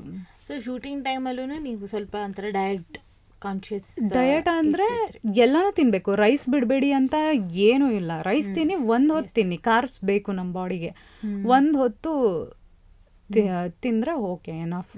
ಅದನ್ನೇ 3 ಹೊತ್ತು ತಿನ್ಕೊಂಡು ಆ ಥರದ್ದೆಲ್ಲ ಮಾಡ್ಬೇಕು. ಏನೇ ತಿಂದ್ರೂ ರೈಸ್ ತಿನ್ನಿ, ಏನೇ ತಿನ್ನಿ, ಜಾಸ್ತಿ ತರಕಾರಿ, ಸೊಪ್ಪು, ಹಣ್ಣು. ಯಾವ ಹಣ್ಣು ದೊಡ್ಡದಾಗಿ ಆ್ಯಪಲ್ಲೇ ತಿನ್ಬೇಕಂತ ಏನೂ ಇಲ್ಲ. ಒಂದು ದಿನಕ್ಕೆ ಒಂದೇ ಒಂದು ಬಾಳೆಹಣ್ಣು ತಿಂದರೂ ಓಕೆ. ಈ ಸೀಸನಲ್ ಫ್ರೂಟು ಏನು ಸಿಗುತ್ತೋ ನಮ್ಮ ಕೈಯಲ್ಲಿ ಸಿಗೋ ಅಂಥ ಯಾವ ಫ್ರೂಟ್ ಆದರೂ ನಾವು ತಿನ್ಬೋದು. ಆ್ಯಂಡ್ ಇವಾಗ ಈ ಬ್ಯಾಲೆನ್ಸ್ ಎಲ್ಲ ಹೆಂಗೆ ಅಂತ ತಿಳ್ಕೊಂಡಿದ್ದೀರಾ? ನೀವು ಶೂಟಿಂಗ್ ಎಲ್ಲ ಮಾಡಬೇಕಾದ್ರೆ ವರ್ಕ್ ಲೈಫ್ ಬ್ಯಾಲೆನ್ಸ್ ಅಂತ ಇವಾಗ ಪ್ರೊಫೆಷ್ನಲಲ್ಲಿ ಏನು ಹೇಳ್ತಾರೆ, ಅವಾಗ ವರ್ಕ್ ಲೈಫ್ ಬ್ಯಾಲೆನ್ಸ್ ಹೆಂಗೆ ಅಂದರೆ ರಜಾ ಸಿಕ್ಕಾಗ ಮನೇಲಿ ರೆಸ್ಟ್ ಮಾಡೋದು, ಇಲ್ಲ ನೀವು ಇಲ್ಲಿ ಶೂಟ್ ಮಾಡ್ತಿದ್ರಿ, ಇಲ್ಲ ತೆಲುಗು ಪ್ರಾಜೆಕ್ಟ್ ಶೂಟ್ ಮಾಡ್ತಿದ್ರಿ, ಹೇಗೆ ಬ್ಯಾಲೆನ್ಸ್ ಮಾಡ್ತಿದ್ರಿ? ಬ್ಯಾಲೆನ್ಸ್ ಮಾಡೋದು ತುಂಬ ಕಷ್ಟ ಆಯಿತು. ಹೆಂಗೆ ಅಂದರೆ ನಂಗೆ ರಾಧಾರಮಣ ಮಾಡೋವಾಗ ನಂಗೆ ಗಟ್ಟಿಮೇಳ ಸಿಕ್ಕಿದ್ದು. ನನ್ಗೆ ರಾಧಾರಮಣ ಮಾಡಿಕೊಂಡೆ ಗಟ್ಟಿಮೇಳನೂ ಮಾಡ್ತಾಯಿದ್ದೆ. ಯಾವಾಗಲೂ 2 ಸೀರಿಯಲ್ಲೇ ಮಾಡಿದ್ದು ನಾನು. ನನಗೆ ಹೆಂಗಾಗೋದು ಅಂತಂದರೆ ನಿದ್ದೆ ಮಾಡೋಕ್ಕೆ ಸಾಕಾಗ್ತಾ ಇರಲಿಲ್ಲ. ನಾನು ಏನು ಮಾಡ್ತಿದ್ದೆ ಅಂದರೆ ಗಟ್ಟಿಮೇಳೆಯಿಂದ ಶೂಟಿಂಗ್ ಮುಗಿಸ್ಕೊಂಡು ಬಂದು ರಾಧಾರಮಣ ಮಾಡೋವಾಗ ನಂದು ಅದರಲ್ಲಿ ಪೇಷಂಟೇ ಅಲ್ವಾ ಕ್ಯಾರೆಕ್ಟರು, ನಾನು ಮಲಗಿಸ್ಬಿಟ್ಟಿರೋರು, ನಾನು ಅಲ್ಲೇ ನಿದ್ದೆ ಹೋಗ್ಬಿಡ್ತಾ ಇದ್ದೆ. ಎಲ್ಲರೂ ವೀಡಿಯೋ ಮಾಡ್ಕೊಳ್ಳೋರು, ಇವ್ರು ನೋಡಿ ಹೆಂಗೆ ನಿದ್ದೆ ಮಾಡ್ತಾ ಇದ್ದಾರೆ ಅಂತ ಹೇಳ್ಬಿಟ್ಟು ವೀಡಿಯೋ ಮಾಡಿಕೊಂಡು ಆ ವಿಡಿಯೋ ಎಲ್ಲ ತೋರಿಸೋರು. ಅದಾದಮೇಲೆ ರಾಧಾರಮಣ ವೈಂಡ್ ಅಪ್ ಆಯಿತು. ಗಟ್ಟಿಮೇಳ ಮಾಡ್ತಿದ್ದಾಗಲೇ ನಂಗೆ ತೆಲುಗು ಸಿಕ್ತು. ನೆಕ್ಸ್ಟ್ ತೆಲುಗು ಗಟ್ಟಿಮೇಳ ಹೆಂಗಾಗ್ತಿತ್ತು ಅಂದರೆ ಒಂದೊಂದು ಡೇಗೆ ನಾನು ಅಷ್ಟು ದೂರ ಹೈದ್ರಾಬಾದ್ಗೆ ಹೋಗ್ಬೇಕಾಗಿತ್ತು. ಹೆಂಗೆ ಅಂದರೆ ಬೆಳಗ್ಗೆ ನಾನು 6:30 ಫಸ್ಟ್ ಫ್ಲೈಟು, 6:30ಗೆ ಹೋದರೆ ಲಾಸ್ಟ್ ಫ್ಲೈಟು 11:30ಗೆ. ನಾನು ಮನೇಲಿ ಸುಮ್ಮನೆ ತಮಾಷೆ ಮಾಡ್ತಾಯಿದ್ದೆ, ಕಾಲ ಮೇಲೆ ಕಾಲು ಹಾಕೊಂಡು. ಮಾರ್ನಿಂಗ್ ನಾನು ಹೈದ್ರಾಬಾದಲ್ಲಿ ತಿಂಡಿ ನೈಟ್ ಬ್ಯಾಂಗ್ಳೂರಲ್ಲಿ ಇದು ಮಾಡ್ತಾ ಇನ್ನು ಲಂಡನಲ್ಲಿ ಅನ್ಸುತ್ತೆ ಸುಮ್ಮನೆ ಹಿಂಗೆ ನನ್ನ ತಮ್ಮಂಗೆ ಕಾಮಿಡಿ ಮಾಡ್ತಾ ಇದ್ದೆ, ನೋಡೋ ಅಂತ. ಅಂದರೆ ನಿದ್ದೆ ಮಾಡೋಕ್ಕೆ ಟೈಮ್ ಸಿಗ್ತಾ ಇರಲಿಲ್ಲ, ಆದರೂ ಚೆನ್ನಾಗಿ ಕಾಣ್ಬಿಡ್ಬೇಕು. ಅದಕ್ಕೆ ನಾವು ಏನು ಮಾಡ್ತಿದ್ವಿ ಅಂದರೆ ಒಂದು ಬ್ರೇಕ್ ಸಿಗೋದಲ್ವಾ, ಅವಾಗ ಎಲ್ಲೂ ಹೋಗ್ತಾ ಇರಲಿಲ್ಲ. ನಾನಂತೂ ಫ್ರೆಂಡ್ಸ್ ಅಂತೂ ಕಮ್ಮಿ, ನಾನು ತುಂಬ ಜನ ಫ್ರೆಂಡ್ಸ್ ಮಾಡ್ಕೊಂಡಿಲ್ಲ, ತುಂಬ ಮಿನಿಮಮ್ ಫ್ರೆಂಡ್ಸ್. ನನಗೆ ಏನು ಮಾಡ್ತಿದ್ದೆ, ಮಲ್ಕೊಂಬಿಡೋದು ಅಷ್ಟೇ. ಚೆನ್ನಾಗಿ ನಿದ್ದೆ ಅದೇ ಫೇಶಿಯಲ್ ಆಗಿರೋ ಥರ ಆಗಿರೋದು ನನಗೆ. ಚೆನ್ನಾಗಿ ನಿದ್ದೆ ಮಾಡಿದ್ರೆ ಮುಖ ಎಲ್ಲ ಚೆನ್ನಾಗಾಗಿರೋದು ಆ ಥರ. ಈ ಸೋಷಿಯಲ್ ಮೀಡಿಯಾ ಅನ್ನೋದು ತುಂಬಾ ಇತ್ತೀಚೆಗಂತೂ ಅದೇ ಒಂಥರ ಟ್ರೆಂಡಲ್ಲಿರೋದು ಅಂತೆಲ್ಲ ಹೇಳ್ಬೋದು. ನೀವು ಸೀರಿಯಲಲ್ಲಿ ಆ್ಯಕ್ಟ್ ಮಾಡೋಕ್ಕೆ ಶುರು ಮಾಡಿದಾಗಿಂದ ಇವಾಗವರೆಗೂ ತುಂಬ ಬೆಳೆದಿದೆ ಸೋಷಿಯಲ್ ಮೀಡಿಯಾ. ನಿಮಗೆ ಸೋಷಿಯಲ್ ಮೀಡಿಯಾದಲ್ಲಿ ನಿಮ್ಮ ಇಂಟ್ರ್ಯಾಕ್ಷನ್, ನಿಮ್ಮನ್ನು ಫಾಲೋ ಮಾಡೋ ಜನರ ಜೊತೆ ಹೇಗಿದೆ? ನೀವು ಸೋಷಿಯಲ್ ಮೀಡಿಯಾನ ಯಾವ ರೀತಿ ಬಳಸ್ಕೊಂಡಿದ್ದೀರಾ ಆ್ಯಂಡ್ ಯಾವ ರೀತಿ ಅದು ಸರಿ ಹೋಗಲ್ಲ ಅಂತಲೂ ನಿಮಗೆ ಅನಿಸುತ್ತೆ? ಇಲ್ಲ, ಸರಿ ಹೋಗಲ್ಲ ಅಂತ ಏನಿಲ್ಲ, ನಾವು ಹೇಗೆ ಅದನ್ನು ಬೆಳೆಸ್ಕೊಂಡು ಹೋಗ್ತೀವಿ ಅದ್ರ ಮೇಲೆ. ನನಗೆ ಅನಿಸುತ್ತೆ, ನಾವು ಒಂದು ಒಳ್ಳೆ ರೀತಿಲಿ ಯಾವುದೇ ಒಂದು ಪ್ಲ್ಯಾಟ್ಫಾರ್ಮ್ ಆಗಲಿ ಅದು ಒಂದು ಒಳ್ಳೆ ರೀತಿಲಿ ತೊಗೊಂಡೋದ್ರೆ ನಮಗೆ ಒಳ್ಳೆಯದೇ ಆಗುತ್ತೆ. ಸೊ ಇವಾಗ ನಾನು ಯಾವುದೊಂದು ಯೂಟ್ಯೂಬೇ ಆಗಿರಲಿ, ಈಗ ಸೋಷಿಯಲ್ ಮೀಡಿಯಾ ಪೀಕಲ್ಲಿದೆ ಅಂತಲೇ ಹೇಳ್ಬೋದು. ಅದರಿಂದ ತುಂಬ ಜನ ಅರ್ನಿಂಗ್ಸ್ ಮಾಡ್ತಾ ಇದ್ದಾರೆ. ಇಲ್ಲಿ ನೀವು ಯಾರಿಗೂ ಮೋಸ ಮಾಡಿರೋ ಥರ ಏನೂ ಇಲ್ಲ. ಈ ಅಫಿಲಿಯೇಟ್ ಮಾರ್ಕೆಟಿಂಗ್ ಬಂದಿದೆ, ಇದರಲ್ಲೇನೂ ನೀವು ಮೋಸ ಮಾಡೋ ಥರ ಆಗಲ್ಲ. ಇದೊಂದು ಕೊಲಾಬ್ರೇಷನ್ ಥರನೂ ಆಗಲ್ಲ. ಈ ಕಡೆ ನೀವು ಏನೋ ಒಂದು ವೇರ್ ಮಾಡಿರ್ತೀರ, ಈಗ ನಾನು ಟಾಪ್ ವೇರ್ ಮಾಡಿದ್ದೀನಿ, ಇದು ಎಲ್ಲೋ ಒಂದು ವೆಬ್ಸೈಟಿಂದ ಅಥವಾ ಆನ್ಲೈನ್ ಶಾಪಿಂಗಿಂದ ತೊಗೊಂಡಿರ್ತೀನಿ, ಬೇರೆಯವ್ರು ನೋಡಿದವ್ರಿಗೆ ಇಷ್ಟ ಆಗುತ್ತೆ. ಅವ್ರಿಗೆ ಇಷ್ಟ ಆದವ್ರಿಗೆ ನಾವು ಸಜೆಸ್ಟ್ ಮಾಡೋದ್ರಿಂದ ಏನು ಪ್ರಾಬ್ಲಮ್ ಇಲ್ಲ. ಅವ್ರಿಗೆ ಇಷ್ಟ ಆಗಿಲ್ಲ ಅಂದರೆ ಅವ್ರು ರಿಟರ್ನ್ ಕೂಡ ಮಾಡ್ಬೋದು. ಇದರಲ್ಲಿ ನಾವು ಕಳ್ಕೊಳ್ಳೋದೇನು ಇರೋದಿಲ್ಲ, ಅವರು ಕಳ್ಕೊಳೋದೇನೂ ಇರೋದಿಲ್ಲ. ಸೊ ಹಾಗಾಗಿ ಅದರಿಂದ ಅರ್ನಿಂಗ್ಸ್ ಬರುತ್ತೆ. ಈವನ್ ಯಾರು ಅಫಿಲಿಯೇಟ್ ಮಾರ್ಕೆಟಿಂಗ್ ಮಾಡ್ತಾರೋ ಅದರಿಂದ ಅರ್ನಿಂಗ್ಸ್ ಬರುತ್ತೆ, ಅಲ್ಲೂ ಅವರು ಅರ್ನಿಂಗ್ಸ್ ಮಾಡ್ಕೊಳ್ಬೋದು. ಇದೊಂಥರ ಸೇಫ್ ಆಗಿರುತ್ತೆ, ಎಲ್ರಿಗೂ, ವ್ಯೂವರ್ಸ್ಗೂ ಸೇಫ್ ಆಗಿರುತ್ತೆ, ಇಲ್ಲಿ ಯೂಟ್ಯೂಬಲ್ಲಿ ಮಾಡಿದವ್ರಿಗೂ ಸೇಫ್ ಆಗಿರುತ್ತೆ. ಇವಾಗ ಇನ್ಸ್ಟಾಗ್ರಾಮಲ್ಲೂ ಅದು ಆಪ್ಷನ್ ಕೊಟ್ಟಿದ್ದಾರೆ. ಸೊ ನನಗನ್ಸುತ್ತೆ, ಕೆಲಸ ಇಲ್ದವರಿಗೆಲ್ಲ ಮನೇಲೇ ಕುತ್ಕೊಂಡು ಕೆಲಸ ಮಾಡೋ ಥರ ಈ ಒಂದು ಸೋಷಿಯಲ್ ಮೀಡಿಯಾ ಬೆಳೆದಿದೆ ಅಂತ. ಆದರೆ ಹಂಗೆ ಬೆಳೆದಿದೆ ಅಂದರೆ ಯಾವತ್ತು ಯಾವುದು ಶಾಶ್ವತವಾಗಿರೋದಿಲ್ಲ. ಯಾವಾಗ ಏನು ಬೇಕಾದರೂ ಆಗ್ಬೋದು, ಆದರೆ ಅದನ್ನೇ ನಂಬ್ಕೊಂಡು ಕುತ್ಕೋಬೇಡಿ. ಈಗೇನೋ ಒಂದು ಜಾಬ್ ಮಾಡ್ತಿರ್ತಾರೆ, ಇಲ್ಲ ಇದರಲ್ಲೇ ಸಿಕ್ಕಾಪಟ್ಟೆ ದುಡ್ಡಿದೆ, ನಾನು ಯಾಕೆ ಇದನ್ನೇ ಮಾಡಬಾರ್ದು, ಅದನ್ನು ಬಿಟ್ಬಿಡೋಣ ಅಂತ ಅಂದ್ಕೊಳ್ಳೋದು. ಅದನ್ನು ಬಿಡ್ತೀರಾ ಅಂತಂದ್ರೂ ನೆಕ್ಸ್ಟ್ ನಾವು ಸ್ಯಾಕ್ರಿಫೈಸ್ ಮಾಡೋ ಥರ, ಅಂದರೆ ಮಾಡದೇ ಇರೋ ಥರ ಗಟ್ಟಿಯಾಗಿ ನಿಲ್ಲೋ ಥರ ಕೆಲಸನ ನಾವು ಹುಡುಕೊಳ್ಬೇಕು. ಇದ್ರ ಜೊತೆ ಆ ಕೆಲಸನೂ ಮಾಡಬೇಕು. ಯಾವುದೇ ಆಗಲಿ ಒಂದೇ ಸೋಷಿಯಲ್ ಮೀಡಿಯಾ ನಂಬ್ಕೊಂಡು ಇರಬೇಡಿ ಅಂತ ಹೇಳ್ತೀನಿ. ಆ್ಯಂಡ್ ಇನ್ನೊಂದು ಹೇಳಬೇಕು, ನಿಮ್ಮ ಒಂದು ಜರ್ನಿನ ನೋಡಿ ತುಂಬ ಜನ ಇನ್ಸ್ಪೈರ್ ಆಗಿರೋರು ಇದ್ದಾರೆ. ಇನ್ನೂ ನಿಮ್ಮನ್ನು ಆ ಕಾರಣಕ್ಕೆ ಇನ್ನೂ ಇಷ್ಟ ಆಗ್ತೀರಾ ಕೂಡ. ಬಹುಶಃ ಎಲ್ಲೋ ಯಾರೋ ಒಬ್ಬರು ಅದೇ ಥರ ಸಿಚುವೇಶನಲ್ಲಿ ಏನೋ ಹೋಗ್ತಿದ್ದಾರೆ ಅಂತ ಅಂದ್ಕೊಳ್ಳಿ. ಅವ್ರಿಗೂ ತುಂಬ ಚಾಲೆಂಜಸ್ ಎದುರಾಗ್ತಿದೆ ಲೈಫಲ್ಲಿ, ಬಟ್ ಸ್ವಲ್ಪ ಅವ್ರು ಡಿಮೋಟಿವೇಟ್ ಆಗಿರ್ತಾರೆ. ಅವ್ರಿಗೆಲ್ಲ ನೀವೇನು ಹೇಳೋಕ್ಕೆ ಇಷ್ಟಪಡ್ತೀರಾ? ಹೇಳ್ತೀನಿ. ಇವಾಗ ನಮ್ಮ ಲೈಫು ಹೆಂಗೆ ಅಂತಂದರೆ, ಇವತ್ತು ನಾವು ಬಡವರು ಇರ್ತೀವಿ, ನಾಳೆ ಅಥವಾ ನಾವು ಶ್ರೀಮಂತರಾಗ್ಬೋದು, ಅಥವಾ ಆ ಬಡತನದಲ್ಲೇ ಇರ್ಬೋದು. ಅದು ನಮ್ಮ ಮೇಲೆ ಡಿಪೆಂಡ್ ಆಗಿರುತ್ತೆ. ಸೊ ಈಗ ಯಾರೋ ಒಬ್ಬರು ಕಾರ್ ತೊಗೊಂಡ್ರು, ಯಾರೋ ಒಬ್ಬರು ಏನೋ ಒಂದು ಮಾಡಿದ್ರು ಅಂತೇಳಿ ಮಾಡೋಕ್ಕೆ ಹೋಗ್ಬೇಡಿ. ನಮ್ಮ ಲೈಫಲ್ಲಿ ನಾವು ಮುಂದೆ ಬರಬೇಕಪ್ಪ. ನನ್ನ ಫ್ಯಾಮಿಲಿನ ಚೆನ್ನಾಗಿ ನೋಡ್ಕೋಬೇಕು ಫಸ್ಟು. ನಾನು ಅನ್ನೋದಕ್ಕಿಂತ ನನ್ನ ಫ್ಯಾಮಿಲಿನ ನಾನು ಚೆನ್ನಾಗಿ ನೋಡ್ಕೊಳ್ಬೇಕು. ಅದಕ್ಕೆ ನಾನು ಏನಾದರೂ ಒಂದು ಮಾಡಬೇಕು ಅನ್ನೋ ಒಂದು ಗುರಿನ ಇಟ್ಕೊಳ್ಬೇಕು. ಅದನ್ನು ಬಿಟ್ಟು ಸುಮ್ಮನೆ ಒಂದು ಶೋಕಿ ಜೀವನ ಅಂತಾರಲ್ಲ, ಅದು ಇವತ್ತಿರುತ್ತೆ, ನಾಳೆ ಹೋಗುತ್ತೆ. ಆಮೇಲೆ ಲೈಫ್ ಅನ್ನೋದು, ಕಷ್ಟ ಅನ್ನೋದು ಇವತ್ತಿಗೆ ಸೀಮಿತ ಅಲ್ಲ, ನಾವು ಬದುಕಿರೋವರೆಗೂ ಕಷ್ಟ ಇರುತ್ತೆ. ಯಾಕೆ ಅಂದರೆ ಈ ನಾನು ಹೇಳಿದ್ನಲ್ಲ, ಬಡತನದಿಂದ ಶ್ರೀಮಂತರಾಗ್ಬೋದು. ಅಲ್ಲಿ ನಮ್ಮ ಒಂದು ಏನಂದರೆ ನಮ್ಮ ಸ್ಥಾನ ಬಡತನದಿಂದ ಶ್ರೀಮಂತಿಕೆವರೆಗೂ ಬಂದಿರುತ್ತೆ, ಆದರೆ ಕಷ್ಟ ಅಂತೂ ಚೇಂಜ್ ಆಗಿರಲ್ಲ. ಯಾಕೆ ಹೇಳ್ತೀನಿ ಅಂತಂದರೆ, ಈಗ ಆನೆ ಬರ ಆನೆಗೆ, ಇರುವೆ ಬರ ಇರುವೆಗೆ ಅಂತ ನಾನು ಯಾವಾಗಲೂ ಪ್ರತಿಯೊಂದು ಇಂಟರ್ವ್ಯೂಯಲ್ಲೂ ಹೇಳ್ತೀನಿ.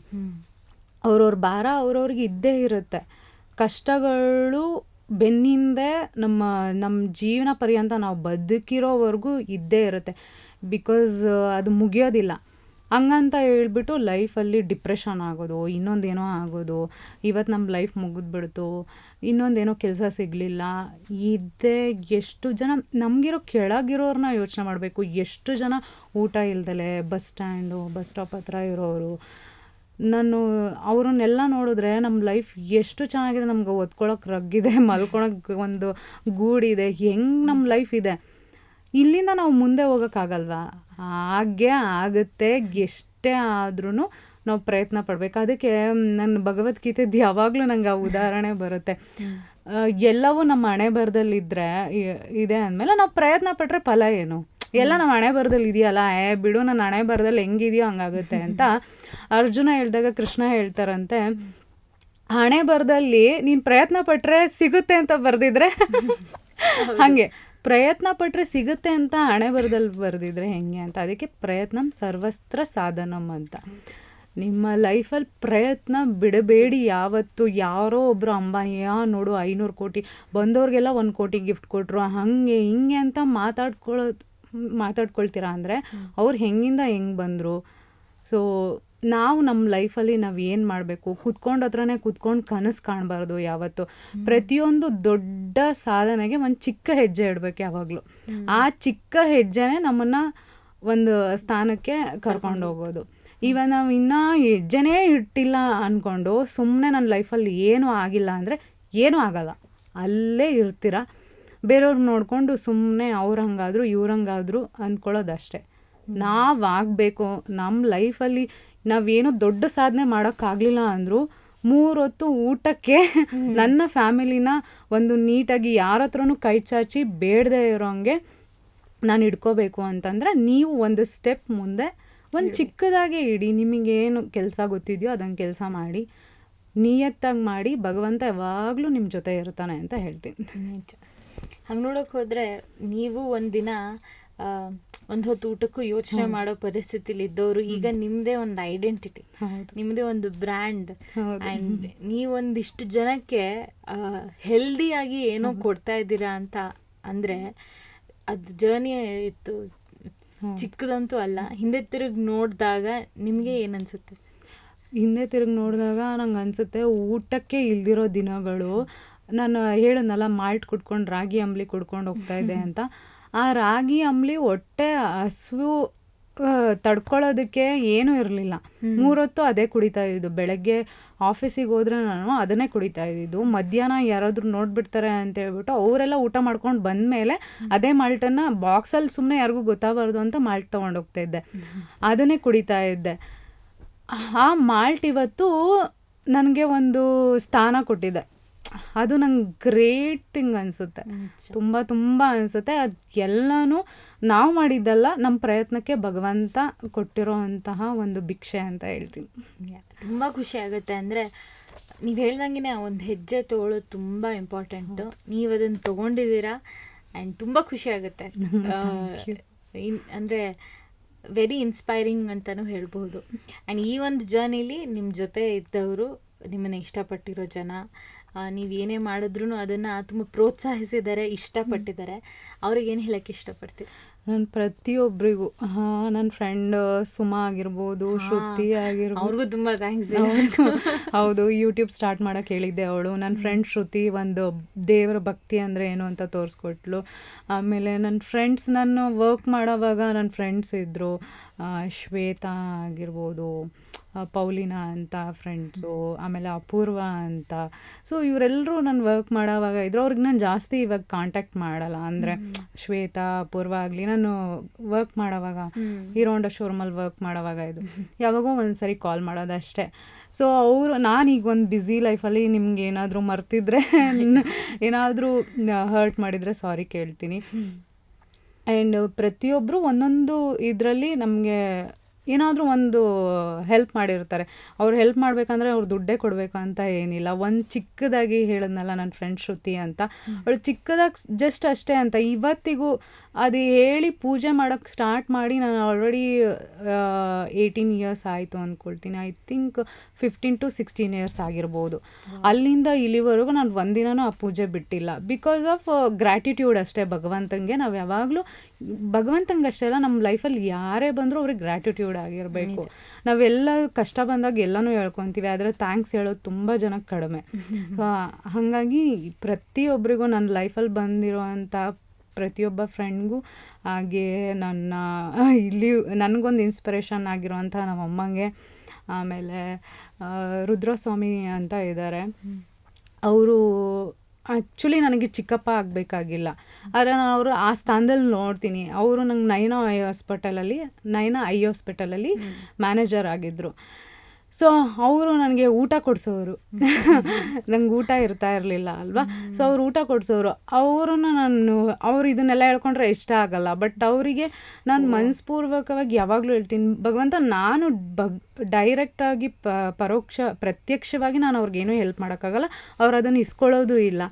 ಆದರೆ ಪರೋಕ್ಷವಾಗಿ ನೀನು ಅವ್ರಿಗೇನಾದರೂ ಕೊಡು, ಒಳ್ಳೇದು ಮಾಡು, ಎಲ್ಲರೂ ಚೆನ್ನಾಗಿಟ್ಟಿರು, ಸರ್ವೇ ಜನ ಸುಖಿನೋ ಭವಂತು ಅಂತ ಯಾವಾಗಲೂ ಹೇಳ್ತಾ ಇರ್ತೀನಿ. ಎಲ್ಲರೂ ಚೆನ್ನಾಗಿಟ್ಟಿರಲಿ ಭಗವಂತ. ಖಂಡಿತ ನೀವು ಹೇಳೋದು ನಿಜ. ಅಂದರೆ ಅವರು ದುಡ್ಡೊಂದೇ ಸಹಾಯ ಅಂತಲ್ಲ, ಪಾಪ ಅವ್ರು ಫೋನ್ ಕಾಲ್ ಅಷ್ಟು ರಿಸೀವ್ ಮಾಡಿದ್ರಲ್ಲ, ಅದು ಒಂದು ಕೈಂಡ್ ಆಫ್ ಹೆಲ್ಪ್.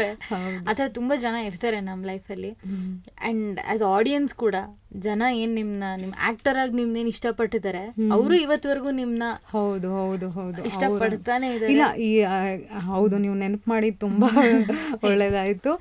ಹೌದು, ಏನು ನಾವು ಇಲ್ಲಿವರೆಗೂ ಬಂದಿದ್ದೀವಿ ಅಂತಂದರೆ ಅವರಿಂದಾನೆ. ನಾವೇನು ಆಡಿಯನ್ಸ್ ಅಂತೀವಿ, ಫ್ಯಾನ್ಸ್ ಅಂತೀವಿ, ಆ ಪ್ರೇಕ್ಷಕರು ಇಲ್ಲ ಅಂತಂದರೆ ನಾವು ಈ ಒಂದು ಲೈಫ್ನ ಲೀಡ್ ಮಾಡೋದಕ್ಕೆ ಆಗಲ್ಲ. ಅವರು ನಮ್ಗೆ ಆ ಒಂದು ಸ್ಥಾನ ಕೊಟ್ಟಿರೋದಕ್ಕೆ ಇವತ್ತು ಎಲ್ಲರೂ ನಮಗೊಂದು ರೆಕಗ್ನೈಸ್ ಮಾಡಿ ನಮ್ಮ ಪ್ರಾಡಕ್ಟೇ ಆಗಿರ್ಬೋದು, ನನ್ನನ್ನೇ ಆಗಿರ್ಬೋದು ಒಂದು ಐಡೆಂಟಿಫೈ ಮಾಡ್ತಾರೆ ಅಂತಂದರೆ ನಂಬಿಕೆ ತುಂಬ ಕಷ್ಟ ಗಳಿಸೋದು. ಅವರಷ್ಟು ನಂಬಿಕೆ ಇಟ್ಟಿದ್ದಾರೆ ಅಂದರೆ ಖಂಡಿತವಾಗ್ಲೂ ಅವ್ರ ನಂಬಿಕೆನ ನಾನು ಕೊನೆವರೆಗೂ ಉಳಿಸ್ಕೊಳ್ತೀನಿ.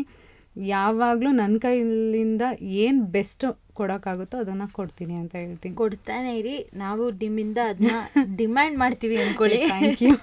ಬಿಕಾಸ್ ನೀವೇನು ಇದುವರೆಗೂ ನಿಮ್ಮ ಡೈಲಿ ಲೈಫಿಂದನೇ ನೀವೇನೋ ಒಂದು ಜನರಿಗೆ ಇಷ್ಟ ಆಗೋ ಥರ ಮಾಡಿದ್ದೀರಾ, ಇನ್ಸ್ಪೈರ್ ಆಗೋ ಥರ ಮಾಡಿದ್ದೀರಾ. ನಿಮ್ಮ ಬಿಸ್ನೆಸ್ ಚೆನ್ನಾಗಾಗಲಿ ಅಂತ ನಾವು ವಿಶ್ ಮಾಡ್ತೀವಿ. ಆ್ಯಂಡ್ ನೀವಿನ್ನೂ ನಿಮ್ಗೆ ಇಷ್ಟ ಇರೋ ನಾಯಿಗಳನ್ನ ನೀವು ಇನ್ನೂ ಚೆನ್ನಾಗಿ ನೋಡ್ಕೊಳ್ಳೋ ಥರ ಆಗಲಿ. ನೀವು ಮುಂದೆ ಮಾಡೋ ಎಲ್ಲ ಪ್ರಾಜೆಕ್ಟ್ಸ್ಗೂ ನಮ್ಮ ತಂಡ ಮಾಧ್ಯಮ ಅನೇಕದ ಪರವಾಗಿ all the very best. Thank you for your time. And thank you so much. ನೀವು ಕೂಡ ತುಂಬ ಚೆನ್ನಾಗಿ ಮಾತಾಡಿದ್ರಿ. And I think first time ನಾನು ನಿಮ್ಮನ್ನ ಮೀಟ್ ಆಗಿದ್ದು. ಆದ್ರೂ ಕೂಡ ನಂಗೆ ಹಂಗೆ ಆ ಥರ ಎಲ್ಲ ಏನೂ ಅನ್ನಿಸ್ಲಿಲ್ಲ. ಒಂದು ಫ್ರೆಂಡು, ತುಂಬ ವರ್ಷದ ಫ್ರೆಂಡೇನೋ ಅನ್ನೋ ಥರ ಅನ್ನಿಸ್ತಾ ಇದೆ ನನಗೆ. ಅಷ್ಟು ಚೆನ್ನಾಗಿ ಮಾತಾಡಿದ್ರಿ. And thank you so much ಇಡೀ ಟೀಮ್ಗೆ. Thank you.